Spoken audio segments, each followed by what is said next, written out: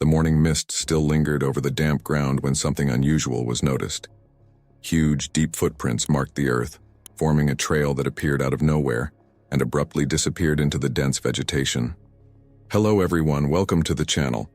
Before we begin today's attack report, I want to ask you to subscribe to the channel. Your subscription is very important to us, so please subscribe. Also, write now in the comments which city you're watching from. We'd love to know.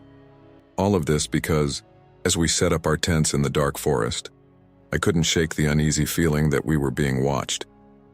The towering trees loomed overhead, their branches casting long, unsettling shadows across the mossy ground.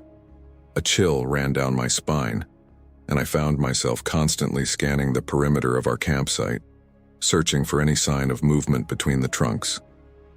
"Come on, Natalie, stop being such a scaredy cat," my friend Emily teased as she hammered the last stake into the soil. "We're in the middle of nowhere, miles from any other campers. What do you think is out there that's going to get us?" I forced a weak smile, not wanting to seem like the nervous one in the group. "I don't know. I guess I'm just on edge. You know how much I love being out in nature, but there's something about this place that's giving me the creeps." As we gathered around the crackling campfire, the flickering flames cast unsettling shadows between the trees, causing the forest to take on an almost sinister quality. The air was thick with the scent of pine and damp earth, and the eerie silence was occasionally broken by the distant call of a lone bird or the rustling of leaves. "Did you guys hear that?" I said suddenly, my head snapping towards the tree line as I heard a loud crack, like a branch snapping. "Hear what?" my friend Jake asked, his brow furrowed in confusion. "That noise over there in the woods," I replied, gesturing toward the darkness beyond the firelight. "It sounded like something moving out there." Jake chuckled and shook his head. "You're just being paranoid, Nat. It's probably just a deer or something. This is their territory after all." I couldn't shake the feeling that we were being watched, and the sound of rustling leaves behind our camp only heightened my unease. "Did you hear that?" I asked, my voice trembling slightly. My friends just laughed it off, dismissing my concerns as the overactive imagination of a city girl unused to the sounds of the forest. When I volunteered to collect more firewood, an eerie silence fell over the forest, filled only by the crunch of leaves under my feet. The familiar sounds of the woodland creatures had faded, and the trees seemed to loom ever closer as if closing in around me. I quickened my pace, driven by a growing sense of dread, and soon found myself deep in the heart of the forest, far from the comforting glow of the campfire. As I bent down to gather a fallen branch, a movement in the corner of my eye caught my attention. Snapping my head up, I scanned the surrounding area, my heart pounding in my chest. For a moment, I thought I saw a massive, hulking figure disappear behind a thick stand of bushes, but when I blinked, it was gone. "Hello?" I called out, my voice barely above a whisper. "Is someone there?" There was no response, only the unsettling silence that had settled over the forest. Shaking my head, I quickly gathered the firewood and hurried back towards the camp, my mind racing with unanswered questions. When I returned and shared my unsettling encounter with my friends, they brushed it off, as they had done with my previous concerns. "You're just letting your imagination run wild, Nat," Jake said, tossing another log onto the fire. "There's nothing out there that's going to hurt us. We're miles from the nearest town, and the only thing we've got to worry about is running out of marshmallows." The others nodded in agreement, and I found myself feeling increasingly isolated, my unease growing with each passing moment. As we settled into our sleeping bags, the sounds of the forest seemed to amplify, and I found myself lying awake, staring up at the canopy of trees above, my mind racing with unanswered questions. What was that thing I had seen in the woods? And why was I the only one who seemed to sense that something was amiss? As the hours ticked by, the fire slowly dwindled, casting an eerie glow over our campsite. The shadows seemed to grow longer and darker, and I couldn't shake the feeling that we were being watched.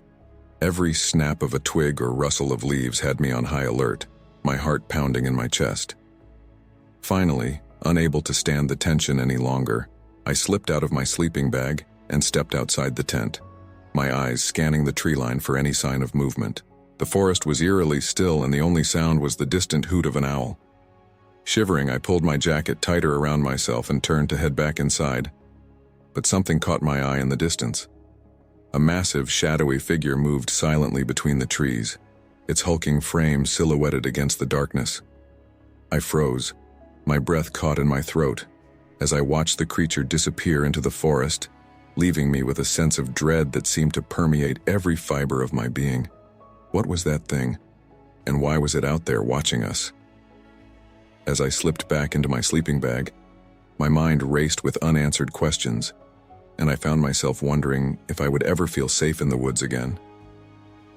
As I wandered deeper into the woods, the familiar sounds of the forest began to fade, replaced by an unsettling silence. The trees seemed to close in around me, their branches casting long, ominous shadows across the forest floor.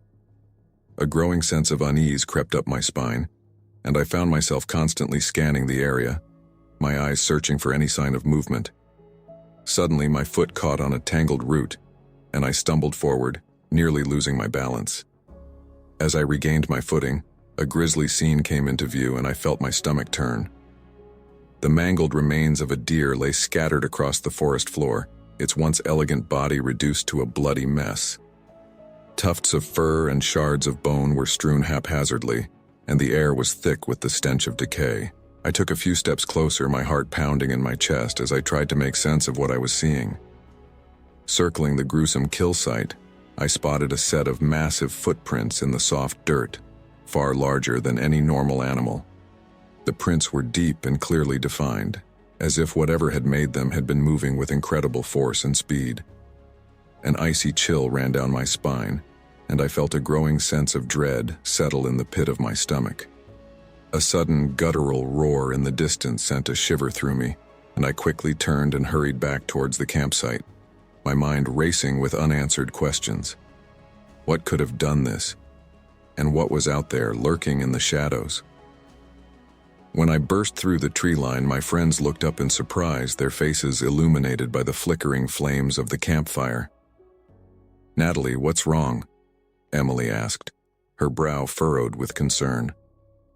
I struggled to catch my breath, the images of the mangled deer still seared into my mind. "Guys, you need to come with me. There's something out there, something dangerous." Jake let out a skeptical laugh. "Dangerous? What, did you see a bear or something?" I shook my head vehemently. "No, it's not a bear. I found this thing in the woods, the remains of a deer, and the prints, they were huge, way too big to be a normal animal." My friends exchanged a dubious glance, and I could see the disbelief etched across their faces. "Come on, Nat, you're just letting your imagination run wild again," Jake said, shaking his head. "It was probably just a mountain lion or something. You know how they can get a little messy with their kills." "But you didn't see what I saw," I protested, my voice rising in frustration. "There was something out there, something big, and it's not safe for us to be out here." Emily reached out and placed a reassuring hand on my arm. "Natalie, relax. We've been coming to this campsite for years and nothing has ever happened to us. You're just being a little paranoid, that's all." Despite my insistence, my friends remained unconvinced, dismissing my concerns as the overactive imagination of a city girl unused to the ways of the wilderness. I could feel the sense of dread building inside me, a growing conviction that we were in real danger. As we settled back into our sleeping bags, I found it impossible to relax. The sounds of the forest seemed amplified, every snap of a twig or rustle of leaves setting my nerves on edge. I couldn't shake the memory of those massive, ominous footprints, or the guttural roar that had echoed through the trees. When morning came, my friends were eager to set off on our planned hike despite my protests. I pleaded with them to reconsider, to stay at the campsite where it was safe, but they were adamant. "Come on, Nat, it'll be fine," Jake said, slinging his pack over his shoulder. "We've been on this trail 1,000 times and we've never had any trouble. You're worrying too much." I opened my mouth to argue, but the words caught in my throat. As I watched my friends disappear into the forest, a sense of foreboding settled over me, and I knew that I couldn't let them go alone. With a resigned sigh, I gathered my own gear and followed after them, my heart pounding with each step. I couldn't shake the feeling that something was out there, lurking in the shadows, waiting to strike. As we trekked through the woods, an unnatural silence fell over the forest, with no birds or insects making a sound. The shadows seemed to grow longer and darker, and I found myself constantly scanning the area, my eyes searching for any sign of movement. "You're really starting to freak me out, Natalie," Jake said, glancing over at me. "I've never seen you this on edge before." I opened my mouth to respond, but the words caught in my throat as we rounded a bend and came upon a grisly scene. The mangled body of a hiker lay sprawled on the ground, their clothes shredded and bloodied. "Oh my God!" Emily gasped, her hand flying to her mouth. "What happened here?" Before any of us could react, a massive, hairy creature burst from the bushes, letting out a bone-chilling roar that sent a shiver down my spine. It moved with shocking speed, its hulking frame barreling towards us. "Run!" I screamed, grabbing Emily's arm and pulling her back the way we'd come.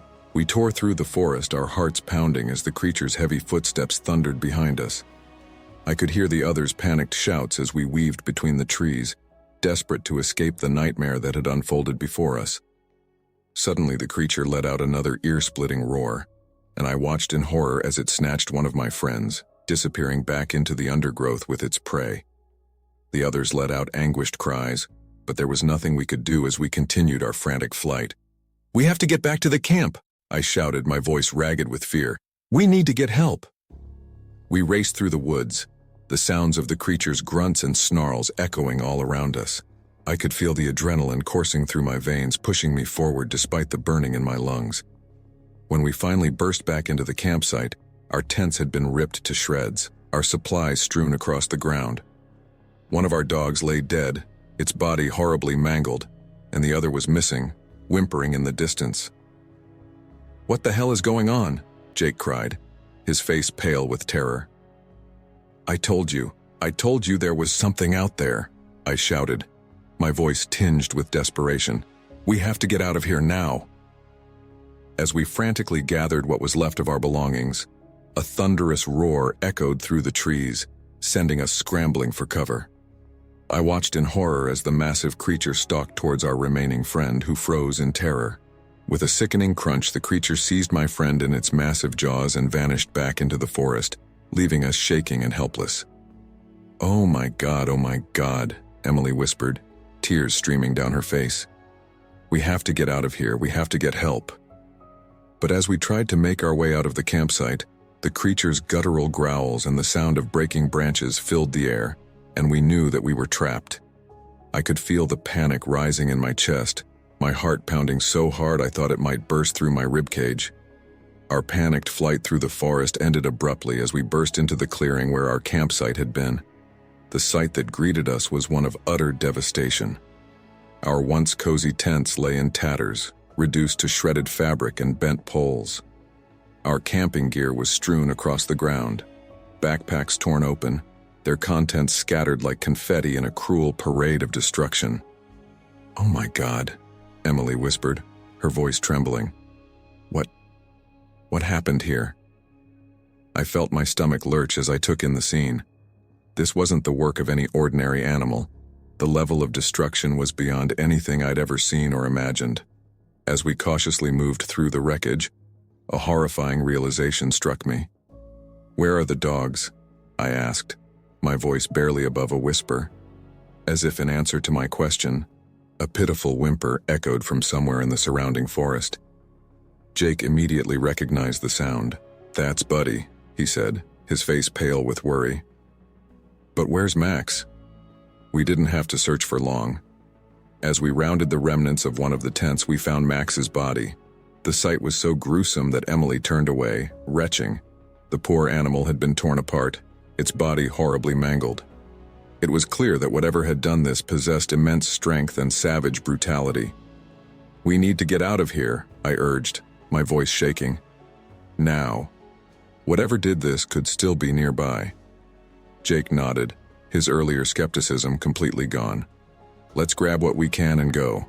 We need to find Buddy and get the hell out of these woods. As we hurriedly gathered what little remained of our supplies, a thunderous roar echoed through the trees. The sound was unlike anything I'd ever heard before, a deep, guttural bellow that seemed to shake the very ground beneath our feet. We froze, terror paralyzing us for a moment, before survival instinct kicked in. "Run!" I screamed, dropping the backpack I'd been holding and bolting for the tree line. But as I reached the edge of the clearing, I realized not everyone had followed. Turning back, I saw our friend Chris rooted to the spot, his eyes wide with terror. And emerging from the shadows of the forest was a sight that would haunt my nightmares for years to come. The creature was massive, easily 8 feet tall, covered in thick matted fur. Its arms were long and powerful, ending in hands with wickedly curved claws. But it was the face that struck true terror into my heart, a face that was almost human yet twisted into something monstrous. Eyes that glowed with an unnatural intelligence and hunger. "Chris," I shouted. "Chris, run!" But Chris couldn't move. He stood there, frozen in terror as the creature, the thing I could only think of as Bigfoot, stalked towards him with purposeful, heavy steps. I wanted to run to him, to grab him and drag him away, but my own fear kept me rooted in place. What happened next seemed to unfold in slow motion. The creature reached Chris in 3 enormous strides. I watched in horror as it seized him in its massive hands, lifting him off the ground as if he weighed nothing. Chris finally found his voice, letting out a blood-curdling scream that was cut short by a sickening crunch. The creature's jaws had closed around Chris's torso, razor-sharp teeth tearing through flesh and bone with terrifying ease. Blood sprayed, and I heard Emily's agonized wail from somewhere behind me. And then, as quickly as it had appeared, the creature turned and vanished back into the forest, taking Chris with it. The clearing fell silent, save for our ragged breathing and Emily's quiet sobs. For a moment, none of us moved. The shock of what we'd just witnessed was too great, too horrific to process. Then, as if a spell had been broken, Jake grabbed both Emily and me by the arms. "We have to go," he said, his voice hoarse. "Now. Before it comes back." I nodded numbly, my mind still struggling to accept the reality of what I'd seen. As we stumbled away from the ruined campsite, leaving behind the mangled body of Max and the memory of Chris's final moments, I knew that our nightmare was far from over. The forest, once a place of peace and adventure, had become a labyrinth of terror. Somewhere in its depths, a monster lurked. A creature that defied explanation, that shattered everything I thought I knew about the natural world. And as we fled, the sound of Buddy's distant whimpering faded away, replaced by the pounding of our hearts and the rustling of leaves that might at any moment herald the return of the beast. I didn't know if we would make it out alive, but I knew one thing with absolute certainty. If I survived this ordeal, I would never set foot in these woods again. The memory of that creature, of its inhuman strength and savage brutality, would be etched into my mind forever. And as we ran deeper into the forest in our desperate bid to escape, I couldn't shake the feeling that we were being watched, hunted, and that at any moment, those monstrous hands might reach out from the shadows to claim another. I ran, my legs pumped furiously, propelling me through the dark forest as branches whipped at my face and roots threatened to trip me with every step. The campsite, once our safe haven, was now a scene of unimaginable horror. The image of Chris being torn apart by that thing was seared into my mind, driving me forward even as my lungs burned and my muscles screamed for rest. I couldn't hear Jake or Emily anymore. In the chaos of our flight, we'd been separated. Part of me wanted to call out for them, but a primal fear kept me silent. What if the creature heard me? What if it was already stalking one of us and my voice gave away their position? Or mine? The forest seemed to close in around me, the trees morphing into ominous silhouettes in the dim moonlight. Every shadow held the potential for danger, every rustle of leaves a possible sign of the monster's approach. I pushed on, my heart pounding so hard I thought it might burst from my chest. Suddenly, movement caught my eye. I turned my head, still running, and my blood ran cold. There, moving through the trees with unnatural speed and grace for its size, was the creature's hulking silhouette. It was following me, hunting me. Panic seized me completely. I no longer cared about stealth or direction. I just ran, crashing through undergrowth, leaping over fallen logs, my only thought to put as much distance between myself and that abomination as possible. In my blind panic, I failed to notice the gnarled root jutting from the forest floor. My foot caught it, and suddenly the world was spinning. I hit the ground hard, tumbling down a small incline. A sharp pain exploded in my leg as it caught on something. A rock, a broken branch, I couldn't tell. I came to a stop at the bottom of the slope, dazed and in agony. "No, no, no," I whimpered, trying to push myself up. My leg buckled beneath me, and I saw the damage in the moonlight filtering through the canopy. A deep gash ran along my calf, blood already soaking my torn pant leg. I didn't have time to properly assess the wound. A crashing sound from above sent a jolt of adrenaline through me.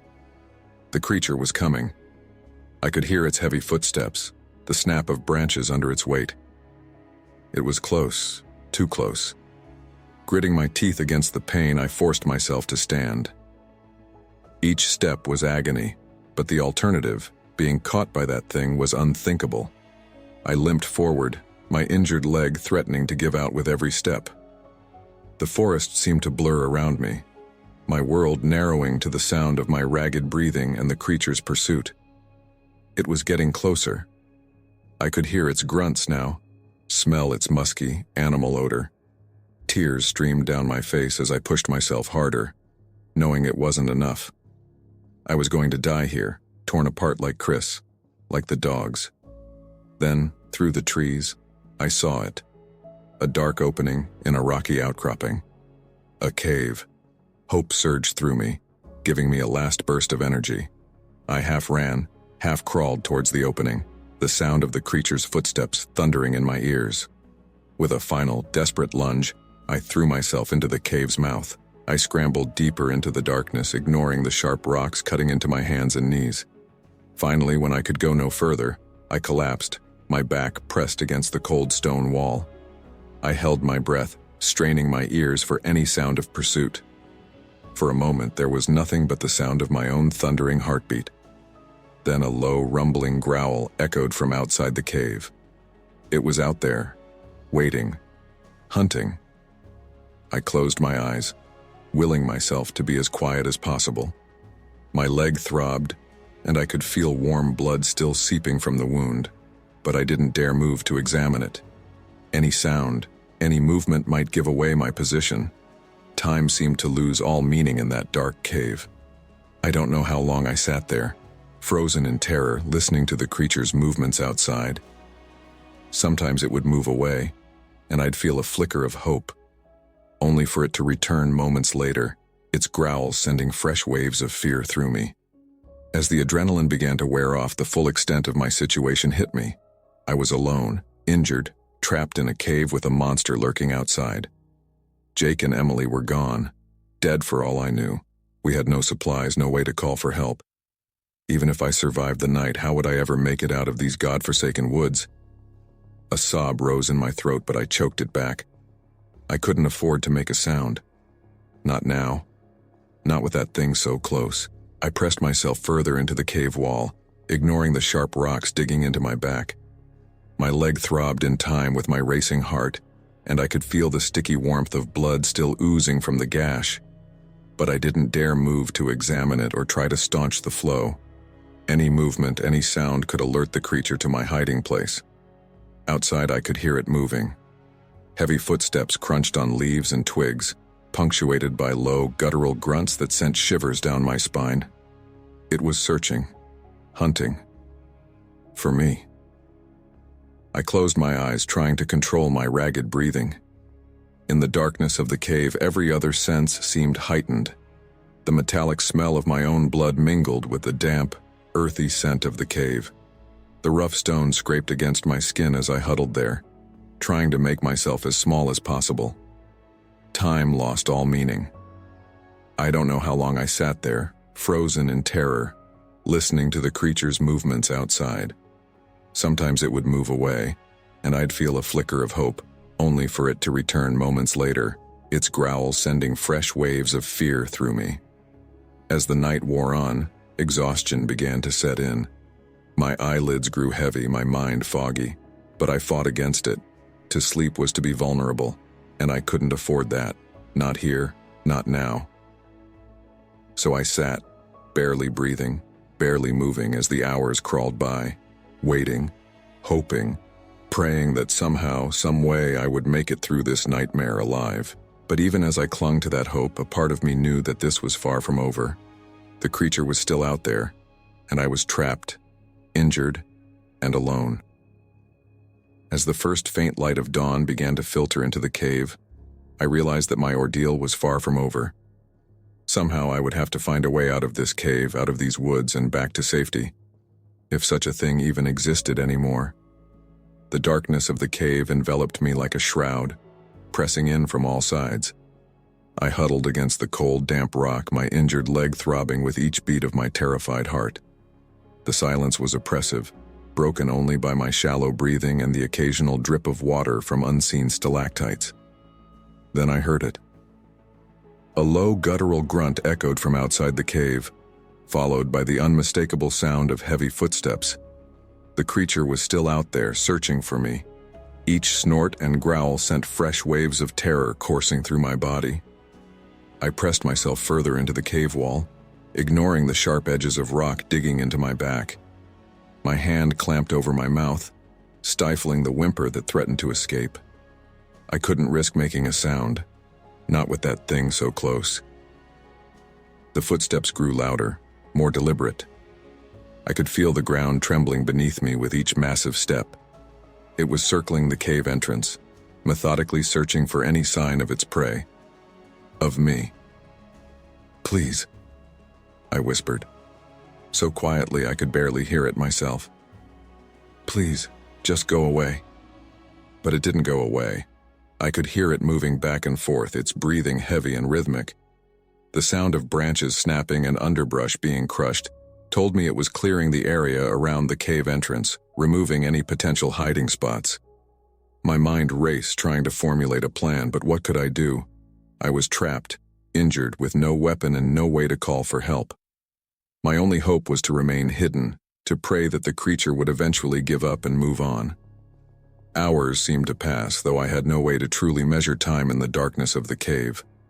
My leg had gone from throbbing pain to a dull, persistent ache. I knew I needed to examine the wound, to try and stop the bleeding, but I didn't dare move. Not while that thing was still out there. As the silence stretched on, broken only by the occasional grunt or snort from outside, I found my terror slowly being replaced by a gnawing curiosity. What was this creature? How could something like this exist without anyone knowing about it? And why was it so determined to hunt us down? Driven by a mix of fear and morbid fascination, I slowly, painfully inched my way toward the cave entrance. Every movement was agonizing, my injured leg protesting with each shift. But I had to see it. I had to know what we were up against. As I neared the mouth of the cave, I pressed myself flat against the ground, using the uneven terrain for cover. Squinting against the dim light filtering in from outside, I risked a glance into the clearing. What I saw made my blood run cold. The creature was massive, far larger than I had initially thought. It stood at least 8 feet tall, its body covered in thick, matted fur. But it wasn't just its size that was terrifying. It was how it moved. Despite its bulk, it moved with an eerie grace, its movements precise and deliberate as it searched the area. Its face was the stuff of nightmares, a twisted amalgamation of ape and human features. Deep-set eyes glowed with an unsettling intelligence as it scanned its surroundings. Its nose flared repeatedly, and I realized with horror that it was trying to catch my scent. I watched, paralyzed with fear, as the creature methodically worked its way around the clearing. It overturned rocks, peered into bushes, and even climbed partway up trees to check for any sign of its prey. All the while, it let out low grunts and growls that sent shivers down my spine. Suddenly, its head snapped in my direction. I froze, not daring to breathe. Had it seen me? Could it smell the blood from my injured leg? The creature took a step toward the cave, then another. Its massive form blocked out what little light was filtering into the cave as it approached the entrance. I could see its nostrils flaring, its eyes narrowing as it peered into the darkness where I lay hidden. My heart pounded so hard I was sure it would give me away. I closed my eyes, certain that at any moment I would feel its powerful hands grabbing me, pulling me out to meet the same fate as Chris. But the moment stretched on, and nothing happened. I cracked one eye open, then the other. The creature was still there, its massive form silhouetted in the cave entrance. But it wasn't moving. It stood perfectly still, its eyes scanning the darkness of the cave. For a moment that felt like an eternity. We were locked in a silent standoff. Me, barely daring to breathe, praying to whatever might be listening that the darkness would conceal me. And the creature, so close I could smell its musky animal odor, searching for any sign of movement or life within the cave. Then, just as I thought my racing heart would betray me, the creature let out a frustrated roar that shook the very walls of the cave. It was a sound of pure rage and hunger, a primal scream that would haunt my nightmares for years to come. With one last piercing look into the cave, the creature turned and stalked away. Its heavy footsteps faded into the distance, accompanied by the sound of breaking branches and crushed vegetation. I remained frozen in place, hardly daring to believe it was gone. Minutes ticked by, then an hour. Slowly, the normal sounds of the forest began to return. Birds chirping, small animals scurrying about. Only then did I allow myself to collapse, my body shaking uncontrollably as the full weight of what had just happened crashed over me. I was alive, but for how long? The creature was still out there, and I was trapped in this cave, injured and alone. As the adrenaline subsided, the pain in my leg returned with a vengeance. I knew I needed to tend to the wound, to try and find a way out of this nightmare. But for now, all I could do was lie there shaking and sobbing quietly, praying that somehow, some way I would make it out of these woods alive. The creature was gone for now. But as the day wore on and shadows began to lengthen outside the cave, a new fear gripped me. What would happen when night fell again? Would the creature return, more determined than ever to find its prey? I knew I couldn't stay in this cave forever. Sooner or later I would have to venture out to try and find help or a way back to civilization. But the thought of leaving the relative safety of the cave filled me with dread. As I lay there trying to summon the courage to move, to plan, to do anything, one thought kept repeating in my mind. This nightmare was far from over. The cave's darkness had become suffocating. Despite the lingering fear, I knew I couldn't stay there forever. My injured leg throbbed relentlessly, a constant reminder of the danger that still lurked in the forest. With trembling hands, I pushed myself up, wincing as pain shot through my body. "Come on, Natalie," I whispered to myself. "You can do this. You have to do this." Cautiously, I peered out of the cave entrance.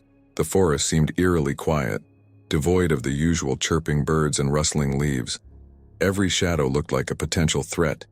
Every movement in my peripheral vision sent my heart racing, but there was no sign of the creature. Taking a deep breath, I stepped out of the cave. The sudden brightness made me squint, my eyes struggling to adjust after hours in the darkness. I leaned against a nearby tree, trying to get my bearings. Which way led back to civilization? In the chaos of the night before, I had lost all sense of direction. I chose a direction that seemed to slope downhill, figuring it might lead to a road or a river. Every step was agony, my injured leg protesting with each movement. I used fallen branches as makeshift crutches, anything to take the weight off my wounded limb. As I hobbled through the forest, my senses were on high alert. Every snapping twig or rustling bush made me freeze, my eyes darting around frantically. Was it just a squirrel?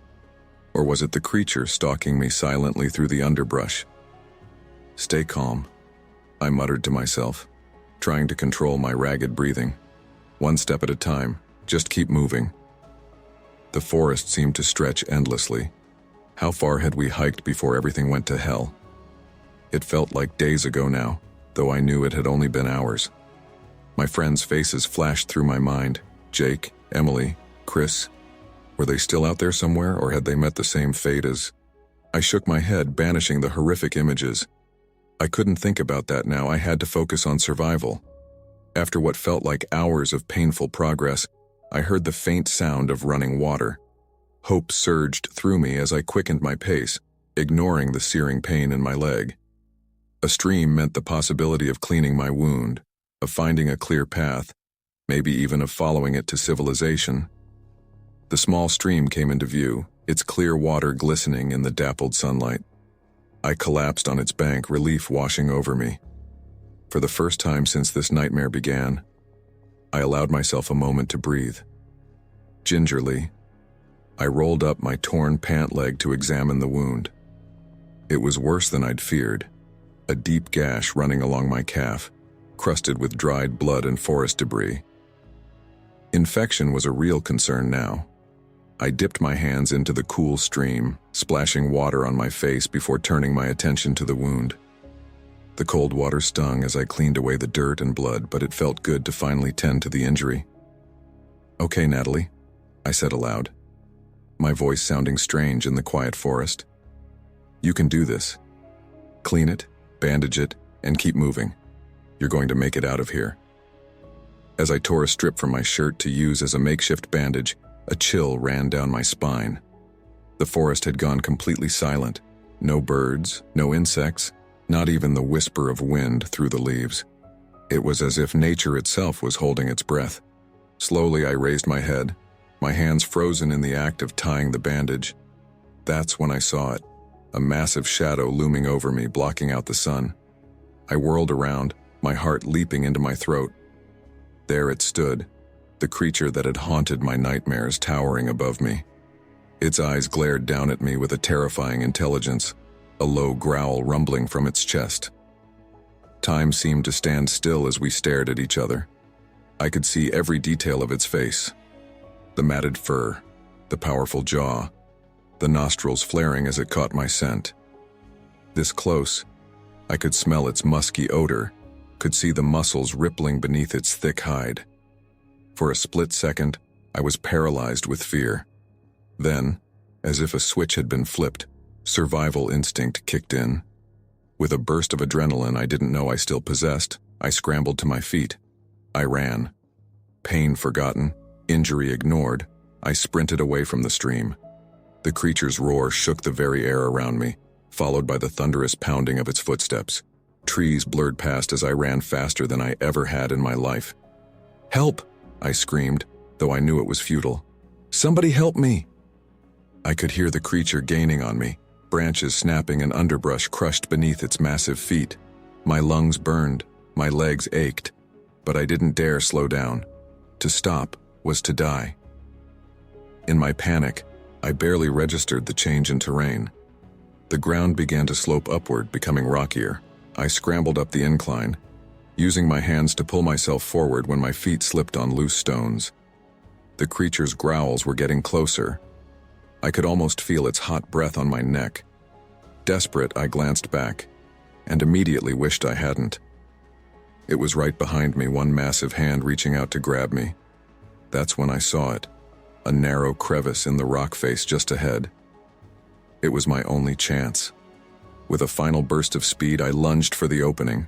I hit the ground hard, sliding into the crevice. It was a tight fit, rocks scraping against my skin as I wedged myself as far back as I could go. Not a moment too soon, the creature's roar of frustration echoed off the rocks as it reached the crevice, its massive hands scrabbling at the opening. I pressed myself against the back of the crevice, my whole body shaking. The creature's face appeared at the entrance, its eyes wild with rage. It roared again, the sound deafening in the confined space. But it couldn't reach me. The opening was too small for its massive bulk. For what felt like hours, it tried to get to me. Claws scraped against rock, teeth gnashed in frustration. I remained frozen, hardly daring to breathe, certain that at any moment it would find a way to reach me. Finally, with a last furious roar, the creature retreated. I heard its heavy footsteps moving away, felt the ground shake less and less until silence fell once again. Still, I didn't move. I couldn't be sure it was really gone, that this wasn't some trick to lure me out. So I stayed there, wedged in that narrow crevice, my body aching, my mind reeling from the near-death experience. As the adrenaline began to wear off, the pain in my leg returned with a vengeance. I was exhausted, dehydrated, and still very much lost in these godforsaken woods. But I was alive. For now. As darkness began to fall, I knew I faced a difficult choice. Stay here, relatively safe but trapped? Or risk venturing out again, hoping to find my way to safety before the creature found me? Either way, I knew one thing for certain. This nightmare was far from over. The forest had become a labyrinth of terror, every shadow concealing potential danger. My legs burned with exhaustion, my injured calf screaming in protest with each step. But I couldn't stop, not with that thing out there, hunting me. As I stumbled through the darkening woods, a flicker of light caught my eye. At first I thought it was a hallucination, a cruel trick of my desperate mind. But as I squinted through the trees, my heart leaped.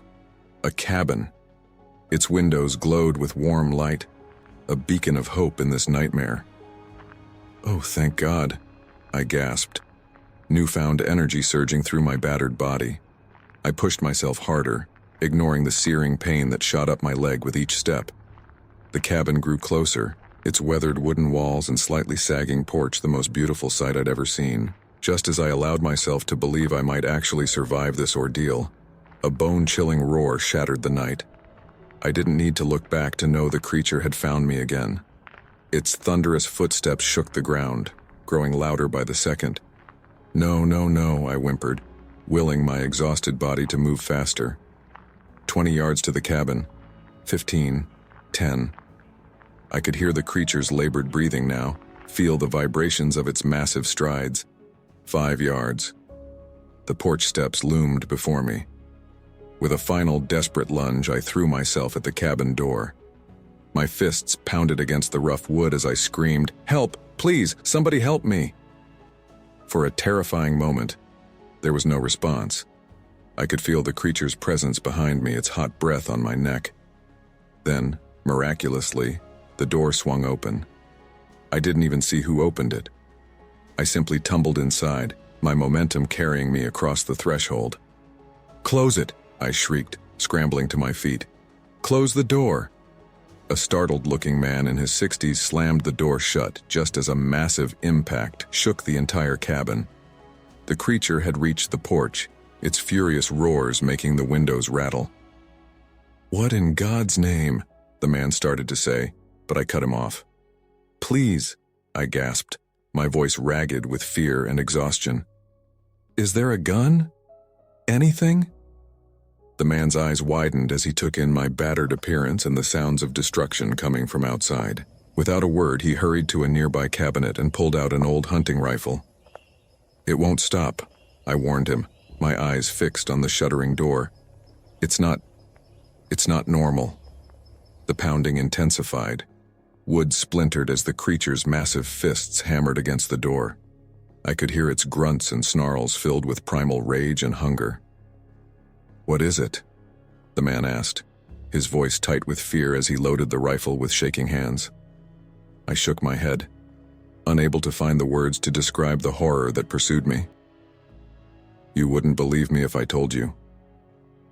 The doorframe cracked, long splinters of wood flying inward. Through the widening gaps, I caught glimpses of matted fur and glinting eyes filled with murderous intent. "Get back," the man ordered, raising the rifle. "If it gets in, run for the back door." I nodded, though I knew it was futile. If that thing got in, there would be no escape. The next impact nearly took the door off its hinges. The creature's massive hand reached through the gap, claws raking the air as it tried to force its way inside. The old man fired. The sound was deafening in the confined space of the cabin. The creature roared in pain and fury, its hand withdrawing. For a moment, hope flared in my chest. Had we actually heard it? That hope was short-lived. The pounding resumed with renewed vigor, the entire front wall of the cabin shaking under the onslaught. I could hear wood splintering, nails pulling free as the structure began to give way. "It's going to get in," I whispered, terror clawing at my throat. The old man's face was pale, his hands trembling as he reloaded the rifle. What is that thing?" I opened my mouth to respond, though I had no idea what to say. How could I explain something I barely understood myself? But before I could speak, the pounding suddenly stopped. The abrupt silence was almost as shocking as the noise had been.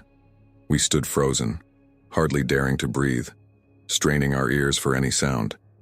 Nothing. Seconds ticked by, stretching into minutes. Slowly, cautiously, I approached one of the windows, peering out into the darkness. The porch was empty, the surrounding forest still. I think it's gone," I said, my voice barely above a whisper. The old man lowered his rifle, his face etched with disbelief and lingering fear. What in heaven's name was that? I sank to the floor, the adrenaline draining from my system, leaving me shaky and exhausted. "You wouldn't believe me if I told you," I repeated, my voice cracking. As the tension slowly eased, the full weight of what I'd been through crashed over me. Tears welled up in my eyes, and before I knew it, I was sobbing uncontrollably. The old man set aside his rifle and knelt beside me, placing a comforting hand on my shoulder. "It's all right now," he said softly. "You're safe here." But even as he spoke those reassuring words, I couldn't shake the feeling that this wasn't over. The creature was still out there somewhere in the dark forest, and somehow I knew it wasn't done with me yet. As dawn began to break, casting long shadows through the cabin windows, I steeled myself for what was to come. Somehow, I had to find a way out of these woods, back to civilization. And I had to do it before night fell again, because in the growing light, I could see the destruction the creature had wrought on the cabin's exterior. Deep claw marks scored the wood, the door hung crookedly on its hinges, and there, in the soft earth of the porch, was a single, massive footprint. Evidence of its existence. Evidence that would soon be gone, leaving me with nothing but my unbelievable story and the lingering terror of what I'd experienced. I looked at the old man, who was staring at the footprint with a mixture of awe and fear. "We need to call for help," I said, my voice steadier than I felt. "And then I need to tell you everything." My hands trembled as I dialed 911, the events of the past hours replaying in my mind like a nightmarish film reel. The old man from the cabin, Tom, hovered nearby, his weathered face etched with concern. As soon as the dispatcher answered, words tumbled out of me in a frantic rush. "Please, you have to help. There's something in the woods, a creature. It killed my friend and chased me. I barely escaped." The dispatcher's calm voice cut through my panic. "Ma'am, slow down. Are you safe now? Are you injured?" I took a shaky breath, trying to organize my thoughts. I'm at a cabin in the woods. I'm hurt, but I'm safe for now. But please, you need to send someone. There's a monster out there." "A monster?" The skepticism in her voice was palpable. "Can you describe what you saw?" How could I possibly describe the horror I'd witnessed? "It's huge, like a giant ape, but it walks on two legs. It's covered in fur, and its face, God, its face is almost human, but not quite. Please, you have to believe me." There was a pause on the other end of the line. When the dispatcher spoke again, her voice was carefully neutral. "We're sending officers to your location. Can you give me the address of the cabin?" Tom provided the address, and I relayed it to the dispatcher. As I hung up, I caught Tom's worried gaze. "They're coming," I said, my voice hoarse. But I don't think they believed me. Tom nodded grimly. Can't say I blame them. If I hadn't seen the evidence myself. He gestured to the damaged door and the deep claw marks scoring the wooden porch. The wait for the police felt interminable. Every rustle from the surrounding forest made me flinch, certain that the creature was returning to finish what it had started. When the sound of approaching vehicles finally broke the tense silence, relief washed over me like a physical force. 2 officers approached the cabin, their expressions a mix of concern and wariness. The older of the 2, a heavy-set man with graying hair, took the lead. "I'm Officer Daniels. This is Officer Rodriguez," he said, his eyes scanning the damaged porch. "We received a report of an attack?" I nodded eagerly, stepping forward. "Yes, that was me. Thank God you're here. There's a creature in these woods. It's incredibly dangerous. It killed my friend and—" Officer Daniels held up a hand, cutting me off. "Slow down, miss. Let's start from the beginning. What exactly did you see?" I took a deep breath and launched into my story, describing the camping trip, Chris's disappearance, and my terrifying encounters with the creature. As I spoke, I could see the officers exchanging skeptical glances. "And you're saying this creature is what caused these damages?" Officer Rodriguez asked, gesturing to the splintered door and claw marks. "Yes," I exclaimed. "Look at the size of those marks. What else could have done that?" Officer Daniels sighed, rubbing his forehead. "Miss, I understand you've been through a traumatic experience, but are you sure you're not exaggerating a bit? Maybe it was a bear?" Frustration and disbelief welled up inside me. "A bear? Are you kidding me? I know what I saw. This wasn't any normal animal. It was intelligent. It hunted us deliberately." Tom stepped forward, his voice gruff. "Officers, I didn't see the creature myself, but I heard it. Whatever was trying to break down my door wasn't any bear I've ever encountered." Officer Rodriguez nodded, but his expression remained doubtful. "We'll certainly look into it, sir, but without concrete evidence." "Evidence?" I almost shouted. "What about my injuries? What about Chris? He's still out there somewhere." Officer Daniels's voice took on a placating tone. "We'll absolutely search for your missing friend. But as for this Bigfoot creature, well, you have to understand how this sounds." I felt like I was going to be sick. They didn't believe me. How could they not believe me after everything I'd been through? "Please," I begged. "You have to send a search party into the woods. That thing is still out there. It's dangerous." The officers exchanged another look. "We'll conduct a thorough search of the area," Officer Rodriguez said. "But our primary concern right now is getting you medical attention. We have an ambulance on the way." As if on cue, I heard the distant wail of sirens.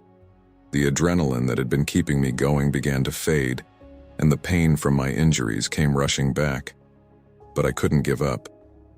"You have to believe me," I pleaded. "People's lives are in danger." Officer Daniels placed a gentle hand on my shoulder. "We're taking your report seriously, miss, but we deal in facts, not cryptozoology. Let's get you to a hospital and we'll sort this all out." I watched helplessly as the officers stepped away to radio in their report. Their voices were low, but I caught phrases like possible bear attack and trauma-induced hallucination. Tears of frustration and fear welled in my eyes. Tom came to stand beside me, his weathered face full of sympathy.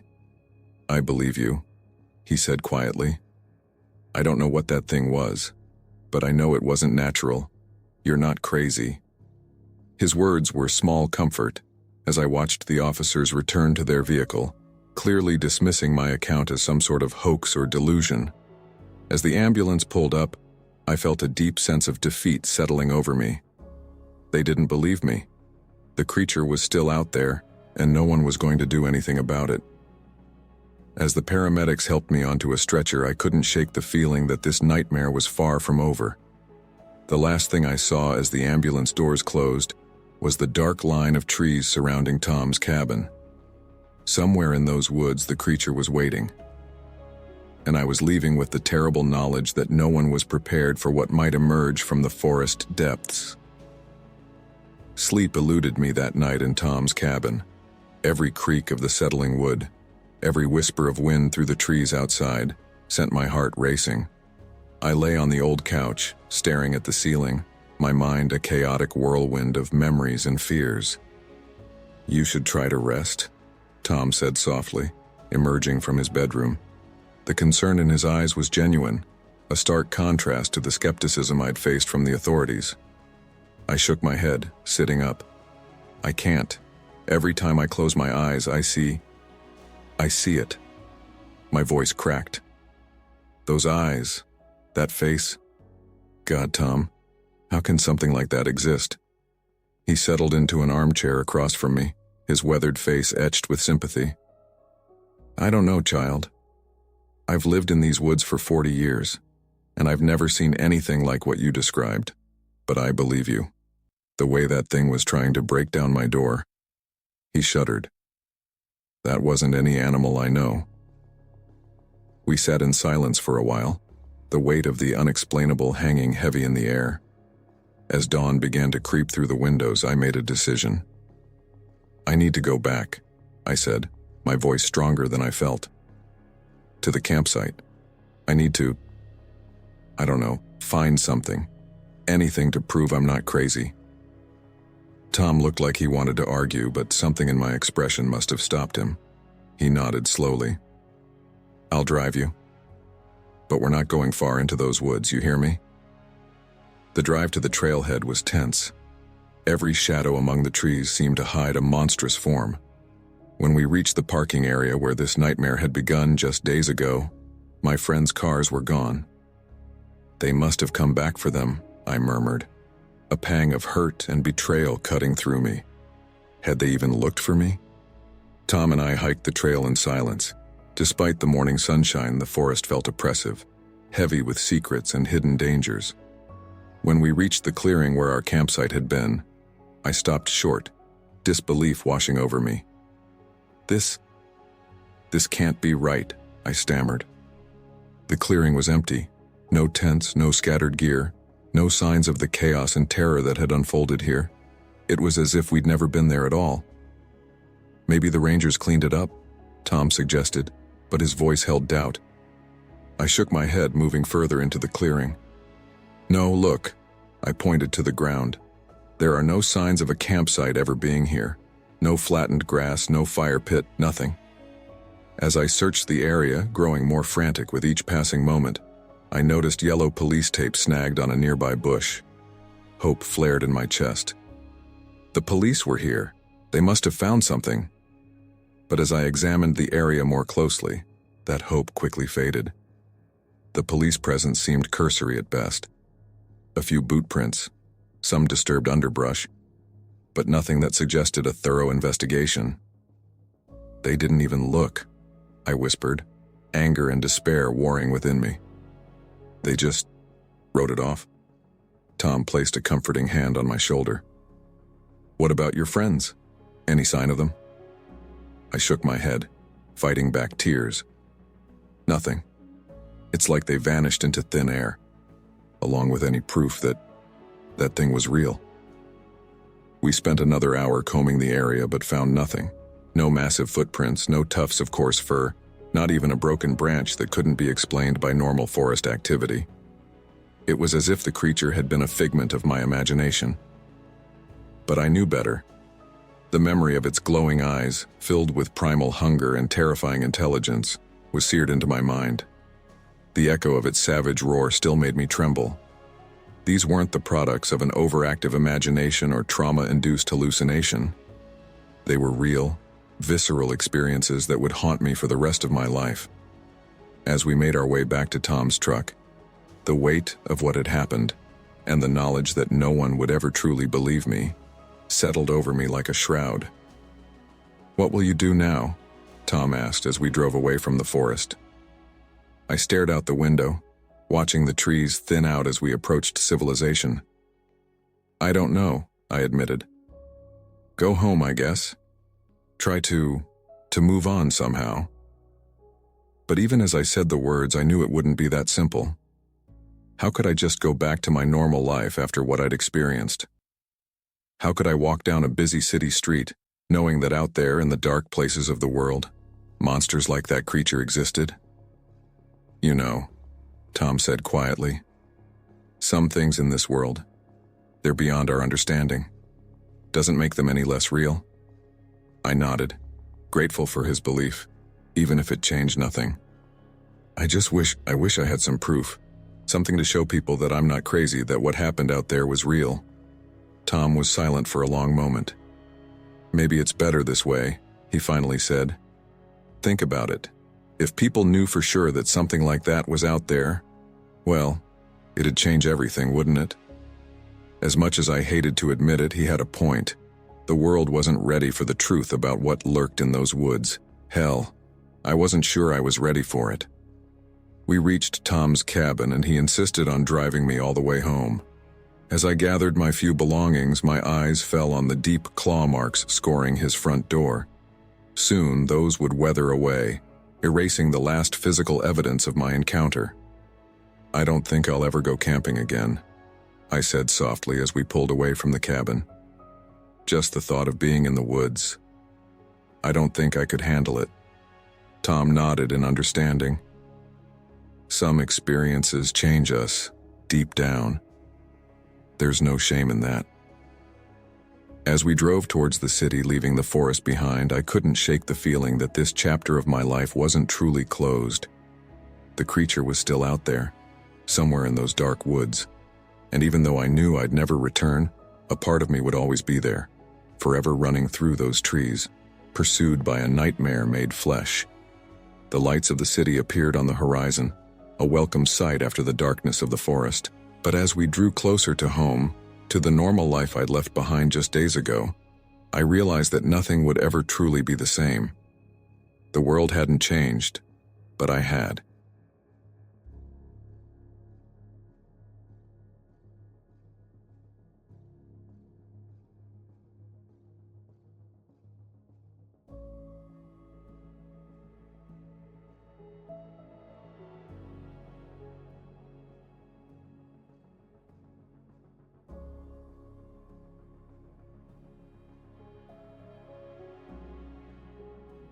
The gravel crunched beneath my tires as I navigated the winding dirt road, my old Subaru groaning with each bump and dip.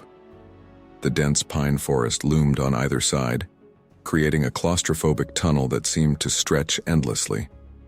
Just as I was beginning to wonder if I'd taken a wrong turn, the trees parted, revealing a small clearing. There, bathed in the warm glow of the setting sun, stood my destination. A rustic log cabin that looked like it had been plucked straight from a postcard. I let out a sigh of relief as I pulled up to the cabin, killing the engine. The sudden silence was oppressive, broken only by the gentle rustling of leaves in the breeze. Despite the warmth of the summer evening, a chill ran down my spine. I shook it off, chalking it up to the fatigue of the long drive from Seattle. Home sweet home, I muttered to myself, stepping out of the car and stretching my cramped muscles. The air was thick with the scent of pine and wild herbs, a welcome change from the city's pollution. I took a deep breath, trying to let the serenity of the place wash over me. This was supposed to be my escape, a chance to clear my head and finally finish the novel I'd been struggling with for months. As I began unloading my belongings from the car, I couldn't shake an unsettling feeling. The hairs on the back of my neck stood on end, and I found myself constantly glancing over my shoulder at the wall of trees surrounding the clearing. It felt as if 1,000 hidden eyes were watching my every move. Get it together, Ethan, I chided myself. You're just not used to being alone out here. But even as I repeated those words like a mantra, I couldn't help but notice how the shadows between the trees seemed to shift and move in ways that didn't quite match the wind. I hurried to get everything inside, my imagination conjuring all sorts of ridiculous scenarios. The interior of the cabin was cozy, if a bit musty. A layer of dust covered every surface and cobwebs adorned the corners. I spent the next few hours cleaning and arranging my things, trying to make the place feel more like home. As I worked, I kept finding myself drawn to the windows, peering out into the deepening twilight. Night fell quickly in the forest. I heated up some canned soup for dinner, then settled into an old armchair with my laptop, determined to at least outline a new chapter. But the words wouldn't come. The silence outside was deafening, making every creak and groan of the cabin seem thunderous in comparison. I jumped at a particularly loud crack, my heart racing. "Just the house settling," I muttered, but I couldn't help but picture massive fur-covered hands reaching for the walls, testing for weaknesses. Christ, Ethan, get a grip. I slammed my laptop shut and decided to turn in early. Maybe a good night's sleep would chase away these irrational fears. I tossed and turned for what felt like hours, unable to get comfortable on the lumpy mattress. The unfamiliar sounds of the forest kept jerking me back to wakefulness, just as I was about to drift off. An owl's hoot became a monstrous howl. The scratch of branches against the roof transformed into claws seeking entry. Finally, exhaustion won out, and I fell into a fitful sleep. I'm not sure how long I was out before something jolted me awake. My eyes flew open, heart pounding so hard I could hear the blood rushing in my ears. For a moment I was disoriented, not recognizing my surroundings in the pitch darkness. Then I heard it again. A heavy, rhythmic thudding. Footsteps. And they were close, right outside my window. I lay frozen in terror, barely daring to breathe. The footsteps paused, and I heard a deep, rumbling sound that might have been breathing. Something scraped against the side of the cabin, and the whole structure seemed to shudder. "Hello?" I called out, my voice embarrassingly shaky. "Is someone there?" Silence. Then a low grunt that sounded far too inhuman to have come from a person. The footsteps resumed, circling the cabin. They paused again, this time near the front door. I heard wood creaking, as if under immense pressure. I fumbled for my phone on the nightstand, nearly knocking it to the floor in my panic. The screen's glow was blinding in the darkness. 2:17 a.m. No signal, of course. The noises outside continued for what felt like an eternity. Snuffling, grunting, the occasional thud against the walls. I cowered under my blankets like a child, my mind racing through all the possibilities. A bear? Some kind of escaped zoo animal? But deep down, I knew those explanations didn't fit. Whatever was out there was far larger, far more terrifying than any normal wildlife. Just as I was considering making a break for my car, the noises began to fade. The footsteps grew more distant, accompanied by the snapping of branches. Then, silence fell once again. I didn't move for a long time, straining my ears for any sign that the creature might return. Eventually, my exhaustion got the better of me, and I drifted into a restless sleep filled with dreams of massive shadowy figures and glowing eyes in the darkness. I awoke with a start as the first rays of sunlight filtered through the cabin's dusty windows. For a moment, I was disoriented, the events of the night feeling like a distant nightmare. But as I stumbled out of bed, the memory came rushing back with crystal clarity. I approached the window, cautiously, half expecting to see some monstrous face peering in at me. But there was nothing out of the ordinary, just the peaceful forest bathed in the soft glow of dawn. It was just a dream, I said aloud, trying to convince myself. Or maybe some animal wandering around. Nothing to worry about. But as I went through my morning routine, I couldn't shake the lingering dread that clung to me like a second skin. I kept replaying the sounds I'd heard, the feeling of being watched. It had all seemed so real. I stepped outside, steeling myself for... what? Massive footprints? Claw marks on the walls? But there was nothing. No signs of disturbance. No evidence that anything unusual had happened during the night. "See?" I told myself. "Your imagination just ran wild in an unfamiliar place. It happens to everyone." As the day brightened, I felt my fears begin to dissipate. I was being ridiculous, letting my writer's imagination get the better of me. I'd come out here for peace and solitude, and I was determined to enjoy it. I made myself a strong cup of coffee and sat on the cabin's small porch, watching the forest come to life around me. Birds chirped, squirrels chattered, and a gentle breeze rustled through the trees. It was beautiful, serene. Nothing like the menacing presence I'd imagined in the dark. "Today's a new day," I said, raising my mug in a toast to the wilderness. "Time to get some real writing done." As I turned to head back inside, something caught my eye. There, at the edge of the clearing, a branch swayed oddly, as if something large had just pushed past it. I squinted, trying to see deeper into the shadowy undergrowth. For just a moment, I could have sworn I saw a flash of movement, something massive and dark, slipping between the trees with surprising grace for its size. I blinked and it was gone.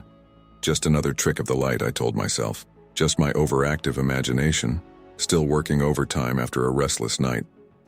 But as I stepped back into the cabin, I couldn't quite shake the feeling that my ordeal was far from over.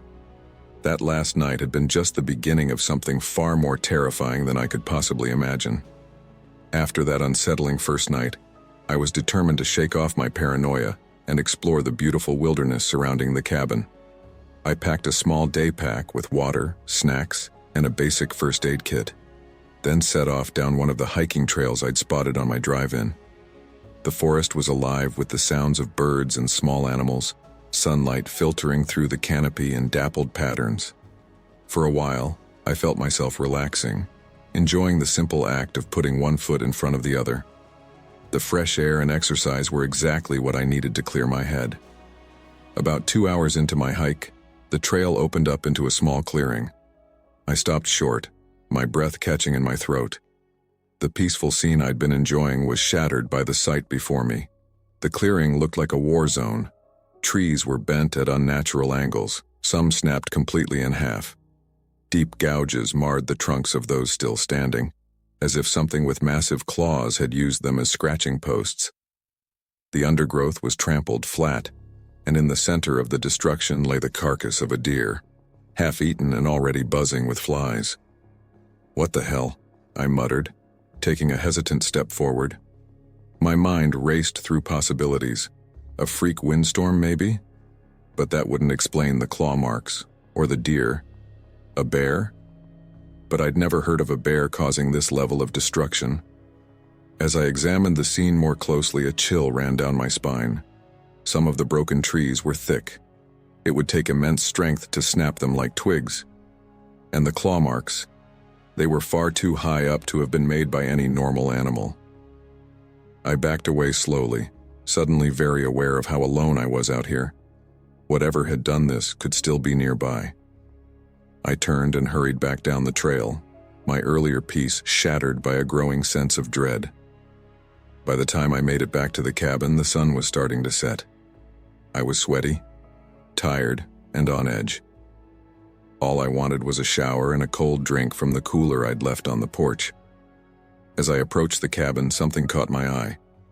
There, in a patch of soft mud near the porch steps, was a footprint. But not just any footprint. This was enormous, easily twice the size of my own foot, and distinctly humanoid in shape. "No," I whispered, crouching down to examine it more closely.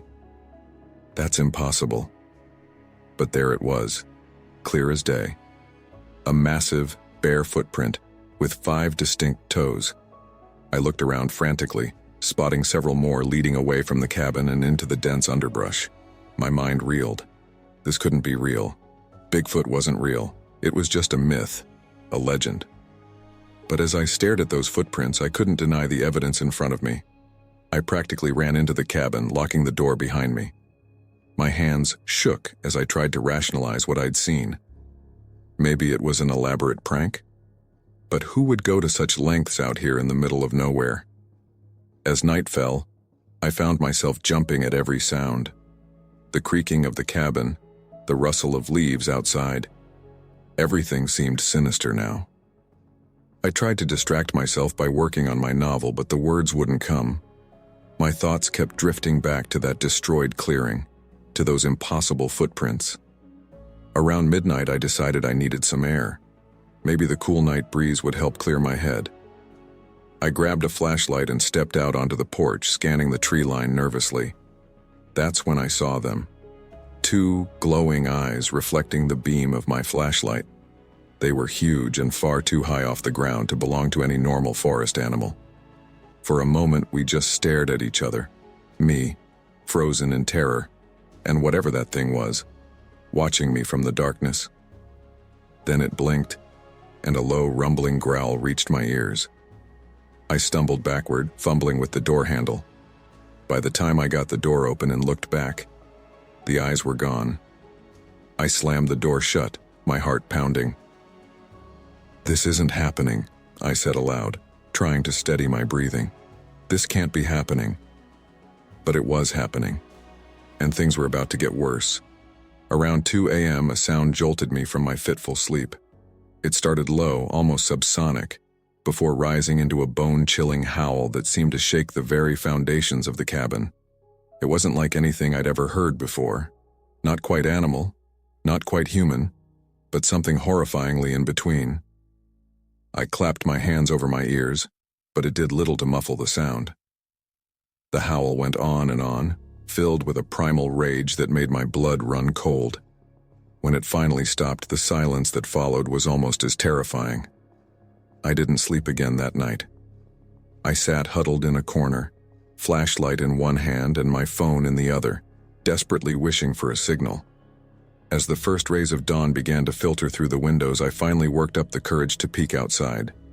What I saw made my stomach drop.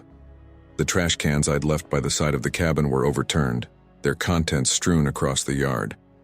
Worse, the heavy-duty cooler I'd left on the porch was in pieces, as if something had smashed it open like a piñata. All the food inside was gone.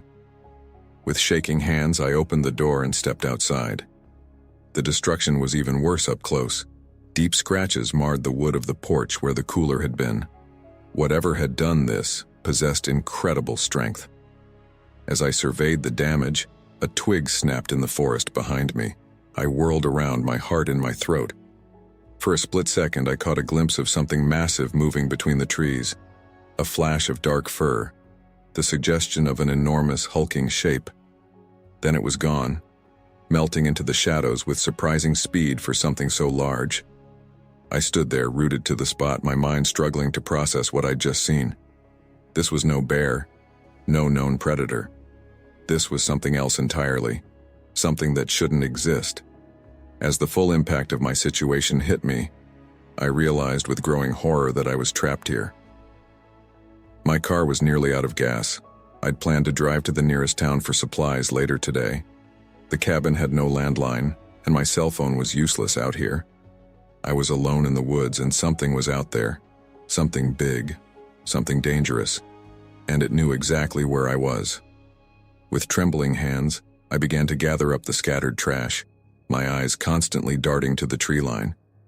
I had to figure out a plan. I had to find a way to survive until I could get out of here. Because one thing was becoming increasingly clear. I was no longer the hunter in these woods. The events of the previous day and night had left me shaken to my core. I'd barely slept, jumping at every creak and groan of the old cabin. As morning light filtered through the windows, I knew I needed to pull myself together. I couldn't just sit here, paralyzed by fear. I had to be practical to prepare.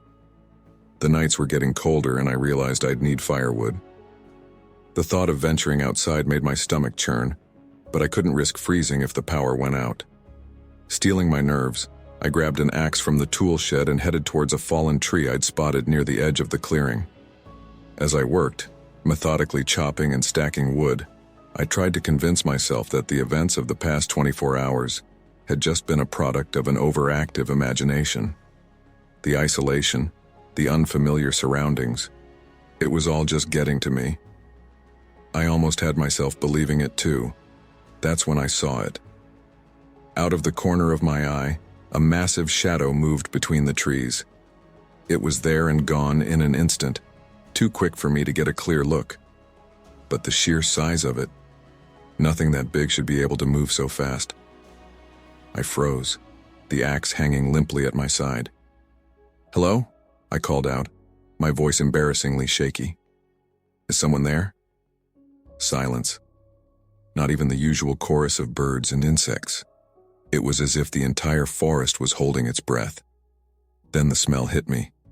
It was overpowering, a mixture of wet fur, rotting meat, and something else, something musky and wild. My stomach heaved, and I had to fight the urge to vomit. That's when I heard it. Heavy, labored breathing, just beyond the tree line. Whatever it was close. Too close. "Okay, Ethan," I whispered to myself. "Just back away slowly. No sudden movements." I began to edge backwards, my eyes locked on the spot where I'd seen the shadow. The breathing grew louder, more agitated. I could hear twigs snapping under immense weight, leaves rustling as something massive shifted its position. Suddenly, a deer burst from the underbrush about 20 yards to my left. It was a beautiful animal, but its eyes were wide with terror. It hadn't even registered my presence. All of its attention was focused on something behind it. For a split second, I locked eyes with the deer. In that moment, I saw a reflection of my own fear, a primal understanding passing between us. We were both prey here. Then it happened.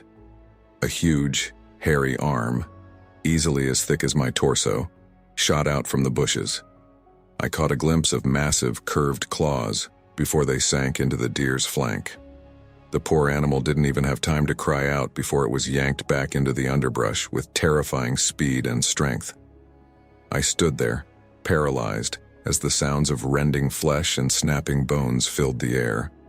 A low, guttural growl rumbled through the clearing, setting every hair on my body on end. That's what finally broke me out of my stupor. Dropping the axe, I turned and ran. I ran faster than I ever had in my life, my lungs burning as I sprinted towards the cabin. Behind me, I heard the unmistakable sound of pursuit, thunderous footsteps, branches snapping like twigs under enormous weight. "Oh God, oh God, oh God," I panted as I ran, too terrified to even look back. The footsteps were getting closer. Whatever this thing was, it was fast. Inhumanly fast. I could see the cabin now, its weathered wood my only hope for safety. Just a few more yards. Something whooshed past my head, a branch, I realized, thrown with incredible force. If it had connected, it would have taken my head clean off. With a final burst of speed, I reached the porch. I fumbled with the door handle, my sweaty hands slipping on the metal. Come on," I pleaded. The door finally swung open. I dove inside, slamming it shut behind me just as something massive collided with the other side. The entire cabin shook with the impact. Then came the roar. It was deafening, a sound of pure, primal rage that seemed to reverberate through my very bones. The windows rattled, dust rained down from the rafters, and I swear I could feel the floorboards vibrating beneath my feet. I scrambled away from the door, expecting it to splinter inward at any moment. But it held. The roar faded, replaced by heavy, snuffling breaths. I could hear whatever it was circling the cabin, testing the walls, the windows. "This isn't real," I whispered, pressing my back against the far wall. "This can't be real." But I knew it was. I'd seen it, or at least part of it. That impossible arm, the strength it had displayed in snatching that deer. This was no bear, no known predator. This was something else entirely. Hours passed. I didn't move from my spot against the wall, too terrified to even approach the windows. The creature outside continued its patrol, occasionally punctuating the silence with low growls or the sound of claws scraping against wood. As night fell, a new fear gripped me. What if it figured out how to get in? The cabin suddenly felt like a trap rather than a sanctuary, but I knew I stood no chance if I tried to make a run for it. My only hope was to wait it out, to pray that it would eventually lose interest and move on. But as I sat there in the growing darkness, listening to the monster outside, a chilling realization settled over me. This thing, whatever it was, had been watching me. It had waited until I was vulnerable, until I was far from the safety of the cabin. This wasn't just some animal acting on instinct. This was something intelligent, something cunning, and it wanted me. As if in response to my thoughts, another earth-shattering roar split the night. I clapped my hands over my ears, squeezing my eyes shut. When I opened them again, I noticed something that made my blood run cold. There, seeping in under the door, were a few coarse, dark hairs, each one easily as thick as my finger. I knew then that this was far from over. Whatever this creature was, it wasn't going to give up easily, and I was trapped here, alone, with no way to call for help. As the night wore on, I found myself wondering, would I survive to see the morning? And if I did, what fresh horrors would the new day bring? The night stretched on endlessly, each passing minute feeling like an eternity. I remained huddled in the corner of the cabin, too terrified to move, my eyes fixed on the door. The creature outside had gone quiet, but I knew better than to think it had left. No, it was out there waiting, watching. Just as exhaustion began to overtake my fear, a thunderous crash jolted me back to full alertness. The entire cabin shook, windows rattling in their frames as something enormous slammed against the walls. I bit back a scream, pressing myself further into the corner. "Go away," I shouted, my voice cracking. "Leave me alone." Another crash answered me, this one even more powerful than the first. I could hear wood splintering, the old cabin groaning under the assault. How long could it hold out against this kind of force? I scrambled to my feet, looking frantically for something, anything, I could use as a weapon. My eyes fell on a fireplace poker leaning against the hearth. It wasn't much, but it was better than nothing. I snatched it up, the cold iron providing little comfort against the terror that gripped me. A new sound caught my attention, a scraping, scratching noise coming from one of the windows. Slowly I turned to look, and what I saw nearly stopped my heart. Massive fingers, each as thick as my wrist and tipped with wicked claws, were curling around the windowsill. The wood creaked and bent under their grip as the creature tried to pry the window open. "Oh God," I whispered, watching in horror as the window frame began to splinter. The glass rattled, hairline cracks spreading across its surface like a spiderweb. I raised the fireplace poker, knowing full well how pitiful a defense it would be if that thing got inside. But I wasn't going down without a fight. Just as I thought the window would give way, the fingers withdrew. For a moment, all was quiet. Then a face pressed against the glass, or at least, what I assumed was a face. In the darkness, all I could make out were two glowing eyes set deep in a mass of matted fur, and a mouthful of yellowed teeth bared in a silent snarl. Our gazes locked, and in that moment, I knew with absolute certainty that this creature was intelligent. Those eyes held more than just animal hunger. There was calculation there, and a malevolence that chilled me to my core. The face disappeared as suddenly as it had appeared, followed by another bone-jarring impact against the cabin wall. The lights flickered ominously. "No, no, no," I muttered, glancing at the old electric lamps. If the power went out? As if summoned by my fear, darkness suddenly engulfed me. The cabin's old wiring had finally given out under the stress of the attack. I was plunged into a blackness so complete it felt suffocating. The sounds intensified in the darkness. Splintering wood, inhuman grunts and growls, the creaking of the cabin as it struggled to withstand the assault. I stumbled blindly, my hands outstretched, trying to find my way to the kitchen where I'd left my flashlight. Something warm and wet dripped onto my face as I moved. I reached up, my fingers coming away sticky. The roof was leaking. No, not leaking. The creature was tearing it apart. Panic overtook me. I had to call for help. Someone had to know I was out here, had to come and save me from this nightmare. I fumbled for my phone, nearly dropping it in my haste to dial 911. No signal. Of course, there was no signal. I was miles from the nearest cell tower, trapped in a dead zone with a monster trying to rip its way inside. I sank to the floor, clutching the useless phone to my chest. This was it. This was how I was going to die. Torn apart by something that shouldn't even exist, in a cabin in the middle of nowhere. No one would ever know what happened to me. The attack continued throughout the night, a relentless barrage that left me huddled on the floor, covering my ears and praying for it to end. At some point, I must have passed out from sheer exhaustion and terror. When I opened my eyes again, pale morning light was filtering through the shattered windows. The cabin was a wreck. Furniture overturned, walls dented and scarred, chunks of the roof missing. But it was quiet. Eerily quiet. I stayed where I was for a long time, listening intently for any sign that the creature was still out there. But all I could hear was the gentle rustle of leaves in the morning breeze and the tentative songs of returning birds. Slowly, painfully, I pulled myself to my feet. Every muscle in my body ached from the long night spent, tensed and ready for the worst. I made my way to one of the broken windows, peering cautiously outside. The clearing looked peaceful in the early morning light. There was no sign of the monster that had besieged me through the night. No footprints, no fur caught on broken branches, nothing to prove that the terrifying ordeal had been anything more than a nightmare. But I knew better. The destroyed cabin was evidence enough of what had happened here. And I knew, with a certainty that settled in my gut like a lead weight, that it wasn't over. The creature was out there somewhere in those woods, waiting, planning. I couldn't stay here.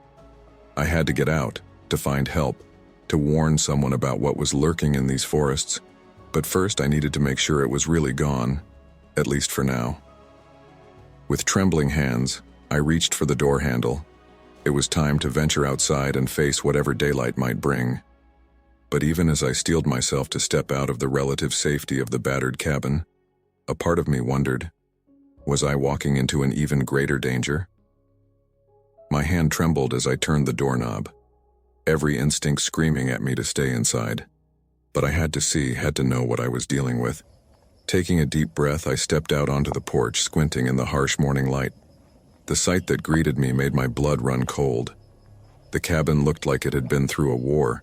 Deep claw marks gouged the walls, some of them easily 8 feet off the ground. The porch railing was splintered and one of the support beams had been nearly torn from its moorings. But it was the footprints that truly drove home the horror of what I'd faced. They were everywhere, pressed deep into the soft earth around the cabin. Each one was massive, easily twice the size of my own foot, with 5 distinct toes. They were unmistakably hominid in shape, yet no human could have left prints like these. "This isn't possible," I muttered, crouching down to examine one of the clearer impressions. The soil was still damp, the edges of the print crisp. Whatever had made these, it had been here recently. Very recently. I stood up, my eyes scanning the tree line. The forest seemed peaceful in the morning light, but I knew better now. There was something out there, something that defied explanation. Swallowing hard, I stepped off the porch to get a better look at the damage to the cabin's exterior. That's when I saw it. A tuft of coarse dark hair caught on a splintered board. With shaking hands, I reached out to touch it. The hair was thick, almost wire-like in texture. It wasn't bear fur or any other animal I was familiar with. This was something else entirely. Suddenly, a blood-curdling roar shattered the morning stillness. It was close, far too close, and filled with a primal rage that sent ice through my veins. I didn't think. I ran. My feet pounded up the porch steps as another roar split the air, this one even closer. I slammed the cabin door shut behind me, fumbling with the lock as the ground began to shake with heavy, rapid footfalls. Oh God, I panted, backing away from the door. My eyes darted to the window, and that's when I saw it. A massive shape burst from the tree line, moving with a speed that shouldn't have been possible for something so large. In the clear light of day, I finally got a good look at the creature that had terrorized me. It was vaguely human-shaped, but that's where any resemblance to humanity ended. It stood at least 8 feet tall, its body covered in thick, matted brown fur. Muscles rippled beneath that fur as it moved, speaking to the incredible strength I'd witnessed the night before. But it was the face that truly horrified me. It was a nightmarish blend of human and animal features. A heavy brow ridge, a flat nose, and a mouth full of yellowed teeth currently bared in a snarl. And the eyes. God, the eyes. They were unmistakably intelligent, filled with a malevolence that chilled me to my core. Our gazes locked for a split second, and I saw recognition there. It knew me. It had been hunting me specifically. The creature let out another ear-splitting roar and charged straight for the cabin. I scrambled backwards, tripping over an overturned chair and falling hard on my back. The impact knocked the wind out of me, leaving me gasping as the monster reached the porch.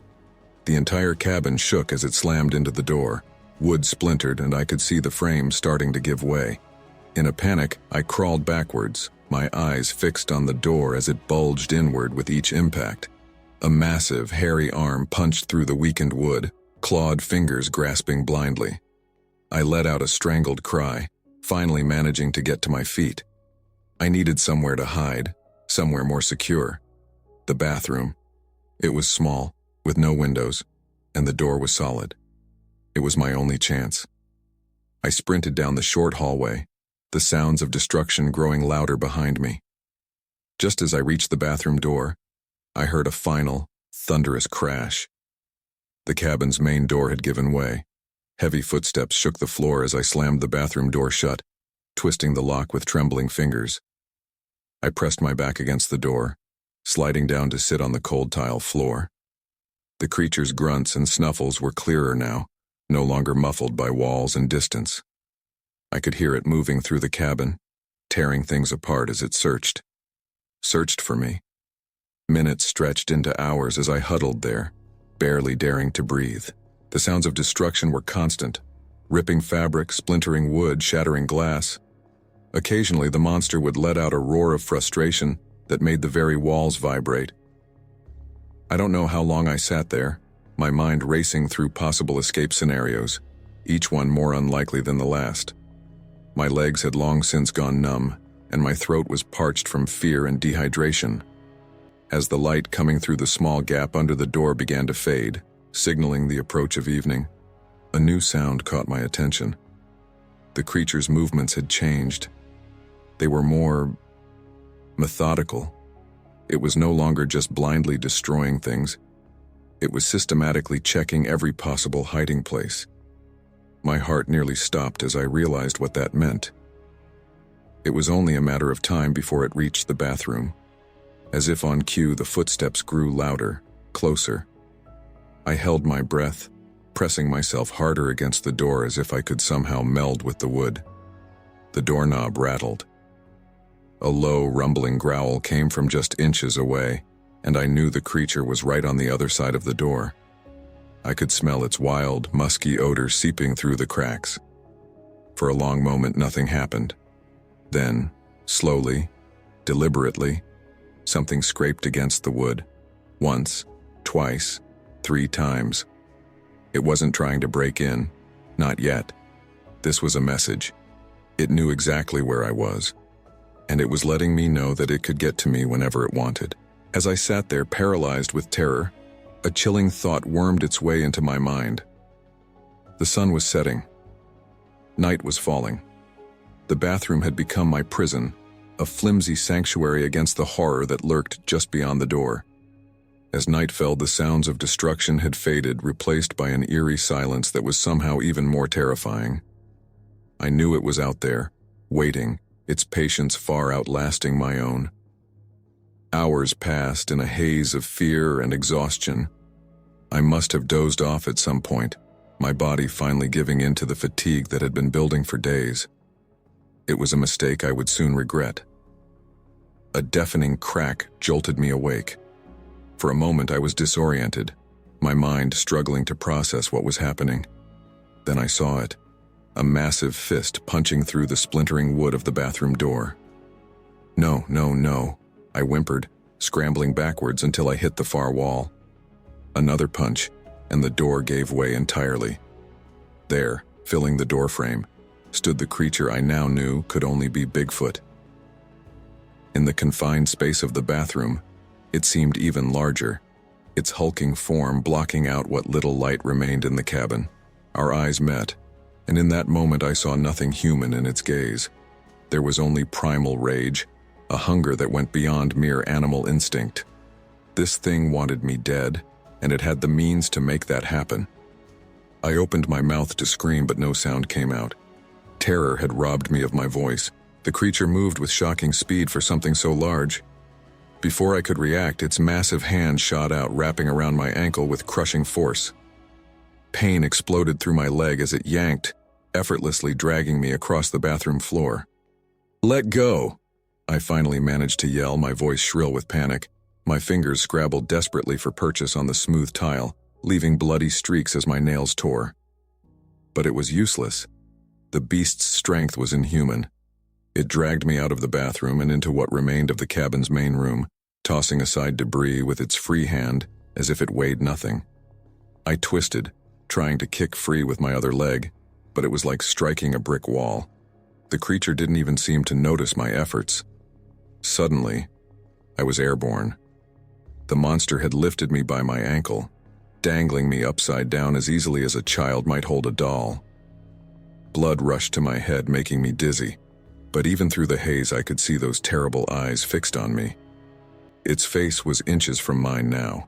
Hot, rancid breath washed over me, carrying the stench of rotting meat. I gagged, my stomach heaving, but there was nothing left to bring up after days of terror and little food. "Please," I gasped, though I knew it was futile. This thing, this Bigfoot, wasn't here to negotiate. It wanted blood, my blood, and nothing I said was going to change that. For a long moment, it just stared at me, as if contemplating how best to end my life. Then, without warning, it moved. The world spun as the creature flung me across the room. I had a split second to see the approaching wall before pain exploded through my body. But I didn't stop there. The impact carried me through the remains of a shattered window. I hit the ground outside hard, the breath driven from my lungs. Sharp pain lanced through my side, and I realized dimly that I must have broken some ribs. Warm wetness spread across my shirt, blood from dozens of cuts left by the broken glass. Dazed and half-conscious, I could only watch through blurry vision as the monster emerged from the ruined cabin. It stood there for a moment, silhouetted against the dim light from inside, its massive chest heaving with exertion or excitement. I couldn't tell which. Then it turned back to the cabin and began to systematically destroy everything in sight. It overturned furniture, smashed through walls, and tore apart anything it could get its hands on.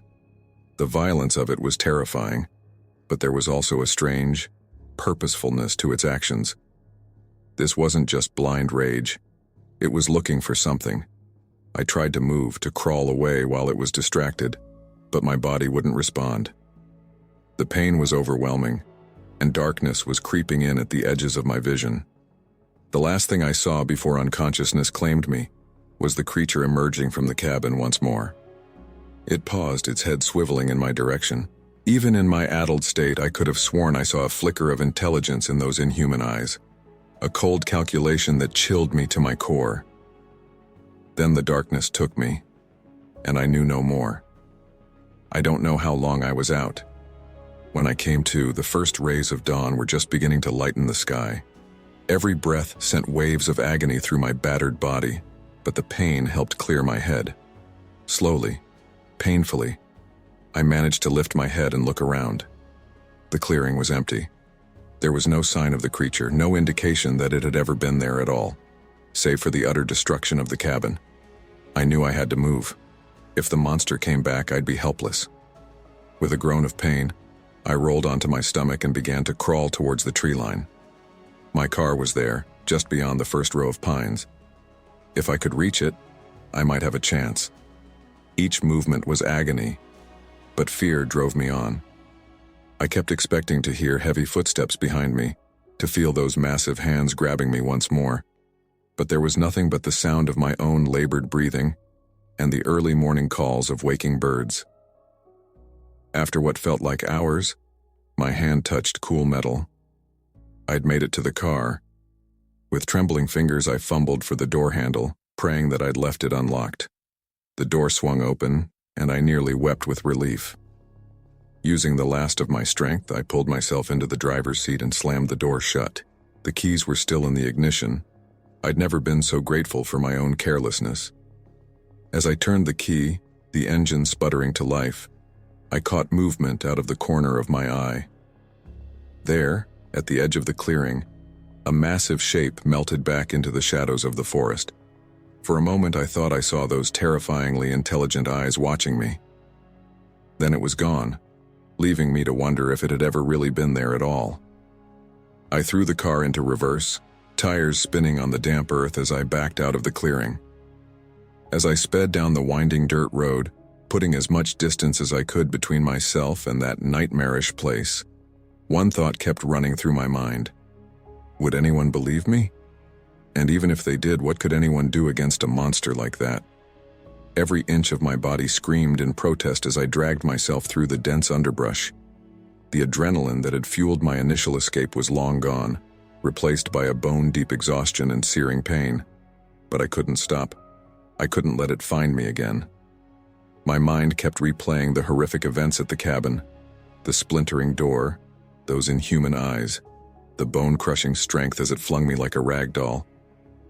I shuddered, biting back a whimper as the movement sent fresh waves of agony through my battered ribs.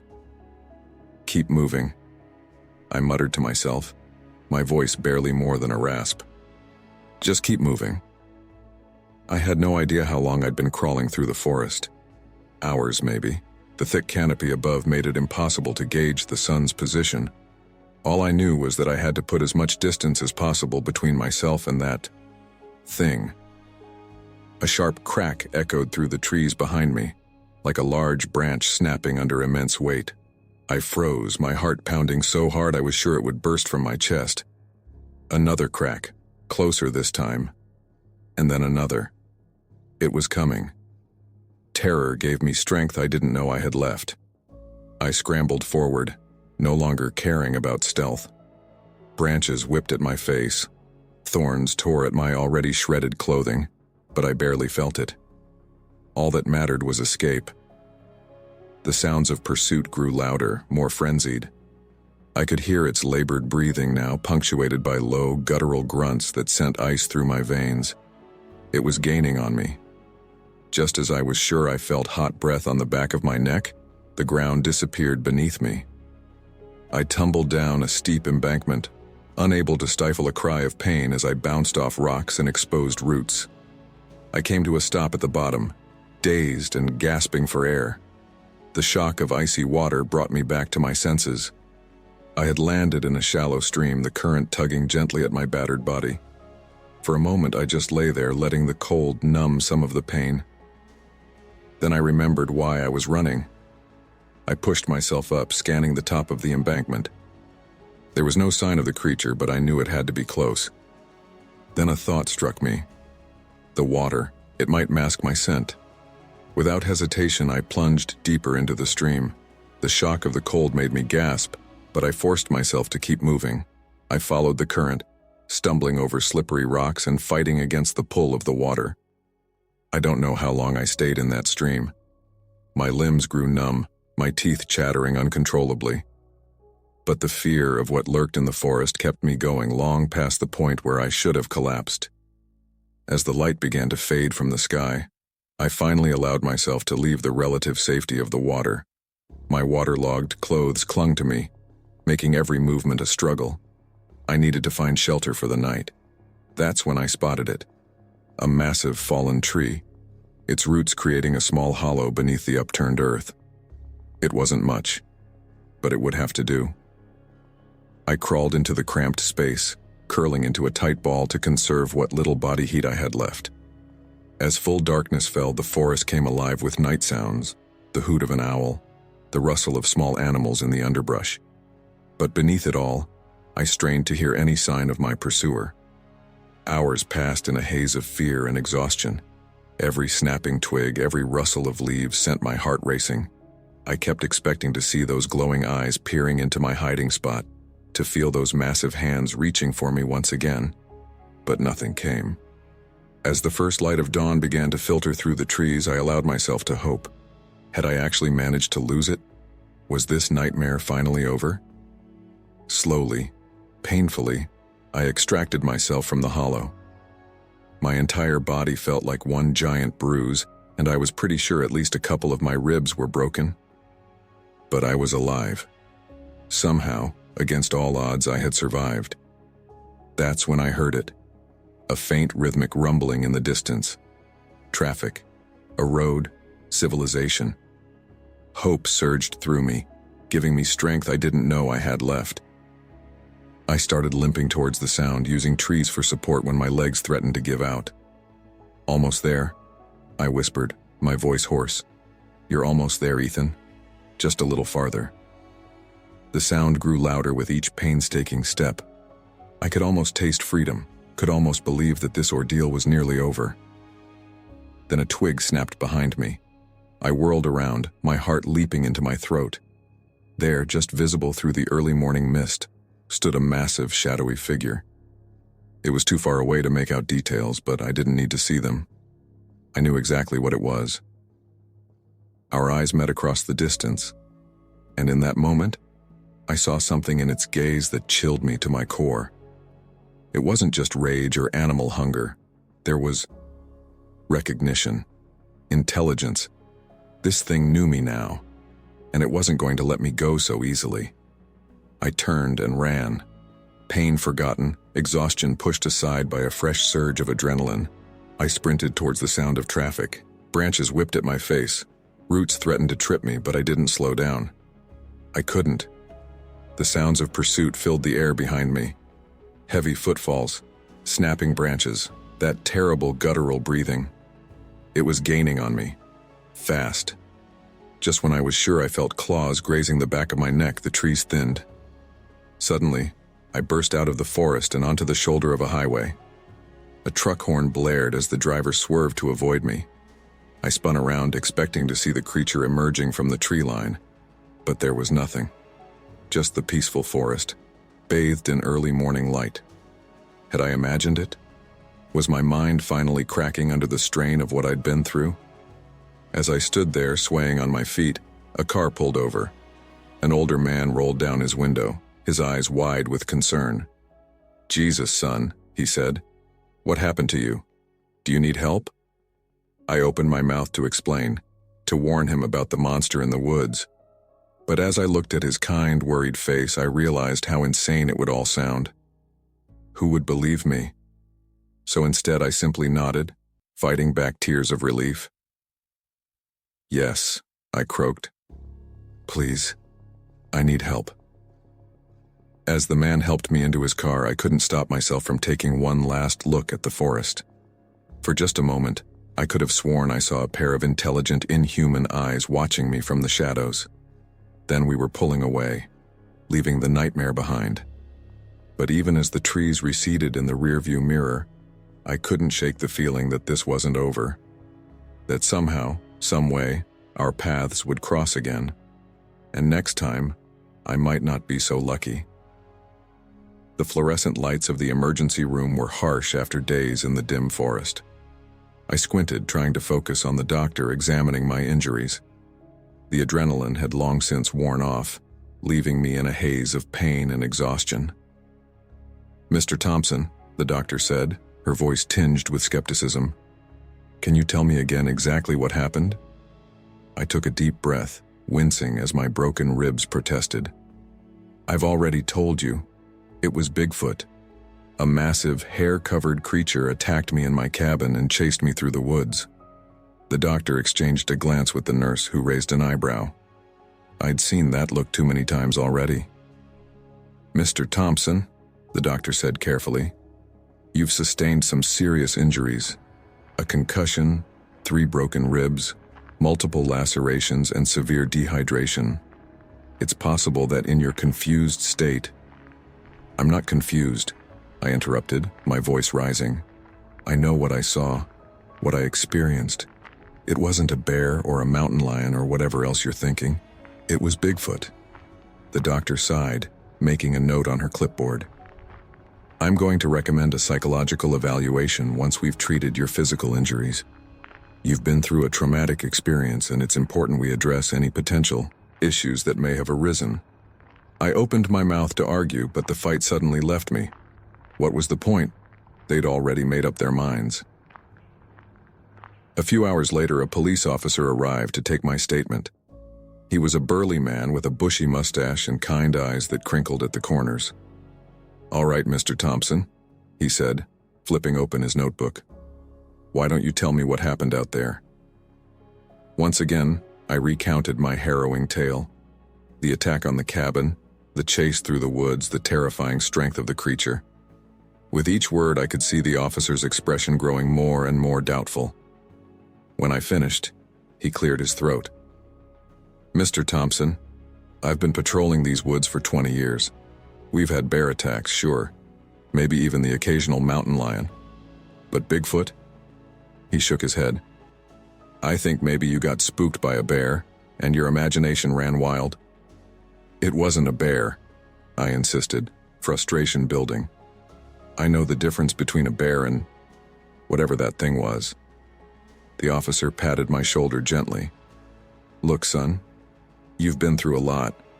Why don't we just say it was a bear attack for the report? It'll be easier for everyone that way." I slumped back against the pillows, too tired to argue anymore. "Fine," I muttered. "Whatever you say." The next day, my friends Mark and Sarah came to visit. Their initial concern quickly turned to awkward discomfort as I recounted what had really happened.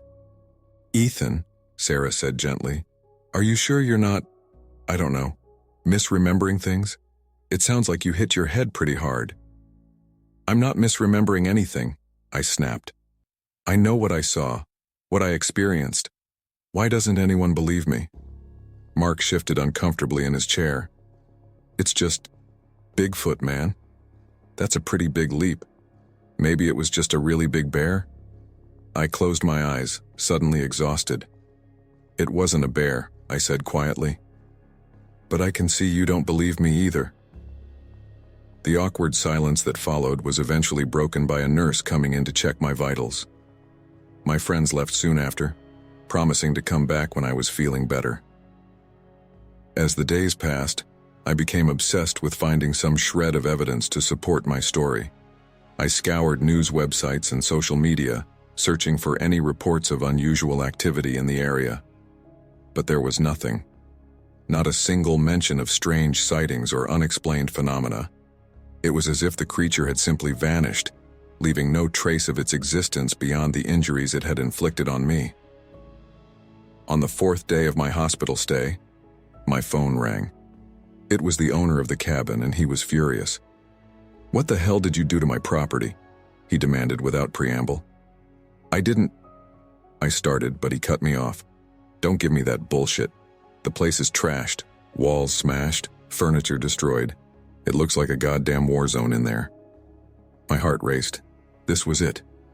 Proof that something had happened. "That's because it was attacked," I said eagerly. "By a..." "Save it," the man growled. "I talked to the cops. They said you claimed it was some kind of Bigfoot attack. Are you kidding me with this crap?" "It's the truth," I insisted. "I swear I didn't. I don't want to hear it. You went on some drunken rampage and destroyed my cabin.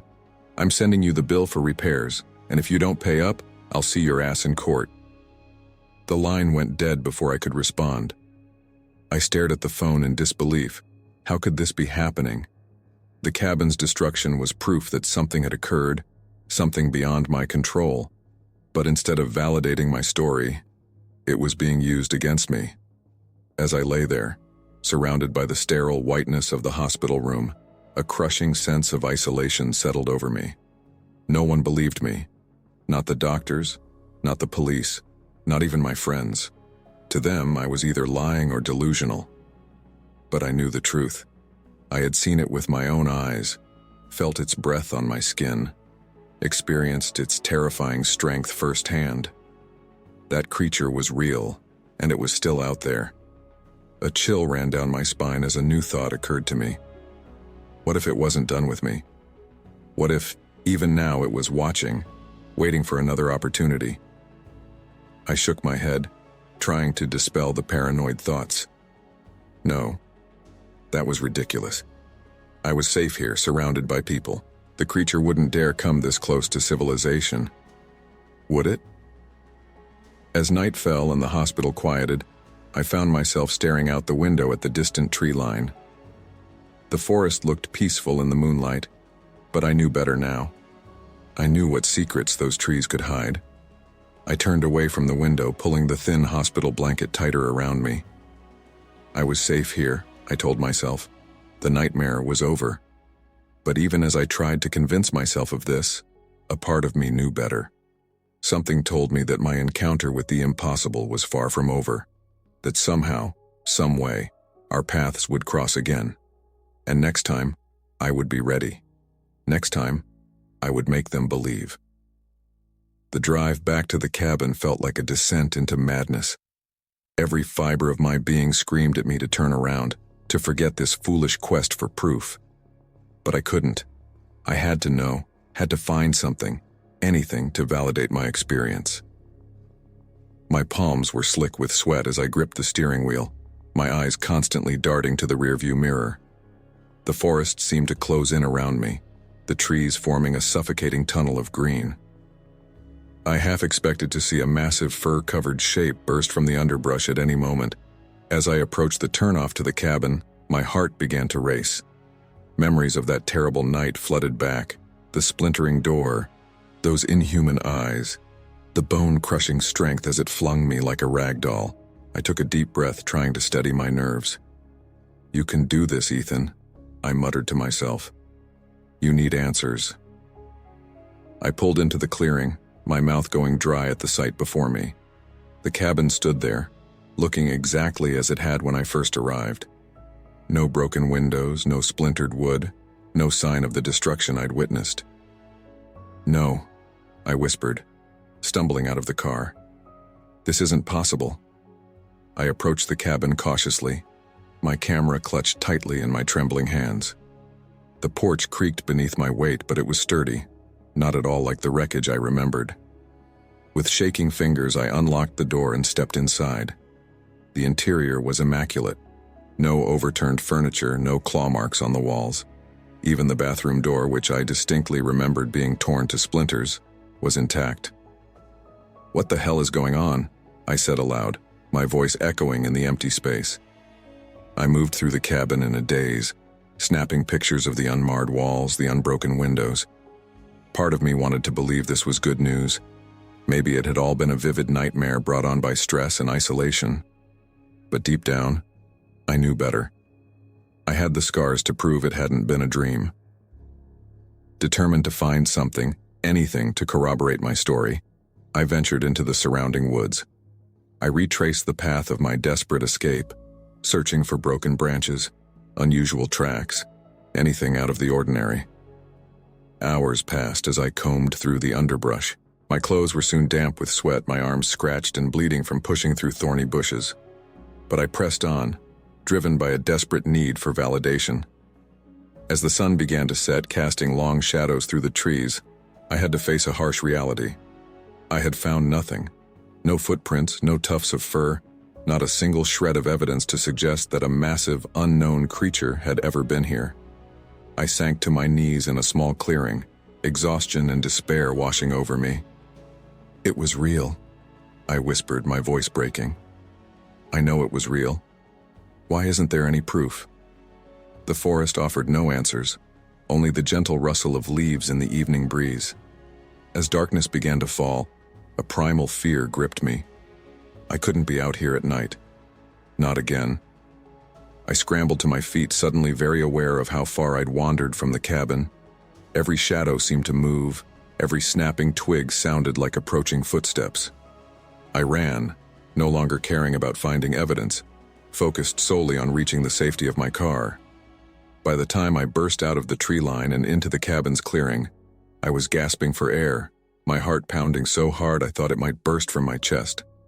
I fumbled with my keys, glancing nervously over my shoulder as I unlocked the car door. As I slid into the driver's seat, a movement at the edge of the forest caught my eye. For a split second, I could have sworn I saw a massive, dark shape melt back into the shadows. But when I looked again, there was nothing there. I didn't wait to see if it would reappear. I started the engine and peeled out of the clearing, gravel spraying behind me as I sped down the dirt road. The long drive home was a blur of conflicting emotions. Relief at escaping the forest warred with crushing disappointment at my failure to find proof. And beneath it all, a gnawing doubt began to take root. Had it all been in my head? Was I losing my grip on reality? No, I told myself firmly. I knew what I had experienced. The terror had been too real, the pain too visceral to have been a hallucination. But if that was true, why was there no evidence? How had the cabin been repaired so quickly and completely? As the miles rolled by, taking me further from the scene of my nightmare, I found myself questioning everything. Maybe the doctors were right. Maybe the trauma of whatever had actually happened had caused my mind to create this fantastic explanation. But even as these doubts plagued me, another part of my mind rebelled against them. I could still see those intelligent, inhuman eyes, could still feel the creature's hot breath on my face, its crushing grip on my body. That had been real. It had to have been. By the time I pulled into my driveway, the sun was rising on a new day. I sat there for a long moment, staring at my quiet, ordinary house. How could I go back to my normal life after what I'd been through? How could I pretend everything was fine when I knew that there was something out there, something beyond explanation? As I finally dragged myself out of the car, a new resolve began to form. I might not have found the proof I was looking for, but that didn't mean it wasn't out there. Someone, somewhere, must have encountered this creature before. There had to be others who would believe me. I would find them. I would piece together the truth, no matter how long it took, because the alternative, accepting that I had imagined it all, was too terrifying to contemplate. With a deep breath, I unlocked my front door and stepped inside. My search for answers wasn't over. It was just beginning. Sleep had become my enemy. Each night as I lay in my bed, I dreaded closing my eyes, knowing what horrors awaited me in my dreams. This night was no different. I found myself back in the woods, the dense canopy blocking out all light. The silence was oppressive, broken only by my ragged breathing and the pounding of my heart. Then I heard it, the snap of a twig, followed by heavy footsteps. I ran, branches whipping at my face as I stumbled through the darkness. But no matter how fast I moved, the footsteps grew closer, hot breath on the back of my neck, and then massive, hairy hands reaching for me. I jolted awake with a strangled cry, drenched in sweat and tangled in my sheets. My eyes darted around the dimly lit room, searching for any sign of the creature, but there was nothing. Just the familiar shadows of my bedroom. Glancing at the clock, I saw it was only 3 a.m.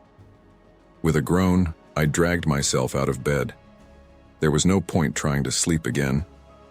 Not after that. As I made my way to the kitchen for a glass of water, a floorboard creaked behind me. I whirled around, my heart leaping into my throat. But the hallway was empty. "Get a grip, Ethan," I muttered, running a shaky hand through my hair. "You're home. You're safe." But was I? The rational part of my brain knew the creature couldn't be here, in my apartment in the middle of the city. But the part of me that had experienced its terrifying reality wasn't so sure. Every shadow seemed to move. Every unexpected sound made me jump. The hum of the refrigerator became a low, menacing growl. The rustle of leaves outside my window transformed into the sound of something massive moving through underbrush. I spent the rest of the night huddled on my couch, lights blazing, jumping at every creak and groan of the old building. When dawn finally broke, I felt like I'd aged years in a single night. As days passed, the lack of sleep and constant state of hypervigilance began to take its toll. Dark circles formed under my eyes. I lost weight, food tasting like ash in my mouth. But worst of all was the growing isolation. My friends and family, initially sympathetic to my ordeal, grew increasingly frustrated with my obsession. Every conversation somehow circled back to Bigfoot, to my desperate need for validation. "Ethan, man, you've got to let this go," Mark said during one of our increasingly rare phone calls. "It's not healthy. You need to talk to someone, get some help." "I don't need help," I snapped. "I need people to believe me, to understand what I went through." Mark sighed, and I could practically see him pinching the bridge of his nose in exasperation. "Look, I get that something traumatic happened to you out there, But Bigfoot, come on. You have to see how crazy that sounds. It's not crazy, I insisted, my voice rising. I know what I saw, what I experienced. Why won't anyone believe me? Because it's impossible, Ethan, Mark shouted, his patience finally snapping. Bigfoot isn't real. It's a myth, a legend. Whatever happened to you out there, it wasn't that. You need to accept it and move on. The line went dead. I stared at the phone, a mixture of anger and hurt churning in my gut.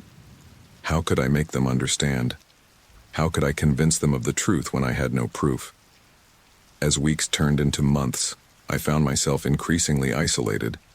Friends stopped calling. Family visits became strained, filled with worried glances and whispered conversations when they thought I couldn't hear. But I couldn't let it go. I spent hours online, scouring forums and websites dedicated to Bigfoot sightings. I pored over blurry photos and shaky video footage, desperate for something, anything, that matched what I had seen. One night, as I sat at my computer, eyes burning from hours of staring at the screen, a movement outside my window caught my attention. I froze, my breath catching in my throat. Slowly, I turned my head. There, just beyond the glass, I saw a large, dark shape. For a split second, I could have sworn I saw the glint of intelligent eyes watching me. I leapt to my feet, knocking over my chair in my haste. But by the time I reached the window, the shape was gone. The street below was empty, no sign of anything unusual. "No," I whispered, pressing my forehead against the cool glass. "No, no, no. It can't be here. It can't." But a part of me wondered, had it followed me? Had it somehow tracked me down, determined to finish what it had started in those woods? I spent the rest of the night huddled in the corner of my living room, lights blazing, a kitchen knife clutched in my trembling hands. Every creak of the building, every distant siren had me flinching, expecting to see that massive, fur-covered form bursting through my door. As dawn broke, casting long shadows across my apartment, I finally dragged myself to the bathroom. The face that stared back at me from the mirror was barely recognizable. Sunken eyes, hollow cheeks, a wild, unkempt beard. I looked like a man on the edge of sanity, and maybe I was. "What's happening to me?" I whispered to my reflection. "Am I losing my mind?" But even as I asked the question, I knew the answer. I wasn't crazy. What I had experienced in those woods was real. The terror, the pain, the sheer impossibility of that creature, it had all happened. But how could I prove it? How could I make others understand when I had no evidence, when the very idea flew in the face of everything they believed possible? As I stared into my own haunted eyes, a chilling realization settled over me. Maybe I would never escape the shadow of what had happened in those woods. Maybe I was doomed to relive that terror for the rest of my life, always looking over my shoulder, always wondering if those inhuman eyes were watching me from the darkness. But one thing was certain. I couldn't go on like this. Something had to change. I needed answers, closure, some way to put this nightmare behind me once and for all. With trembling hands, I reached for my phone. It was time to take action, to seek out others who might believe me. Because if I didn't, if I let this consume me completely, I feared I might truly lose myself to the lingering shadow of that terrible night in the woods. As I dialed the number, my resolve strengthened. I would find the truth no matter where it led me. And maybe, just maybe, I would finally be able to lay this nightmare to rest.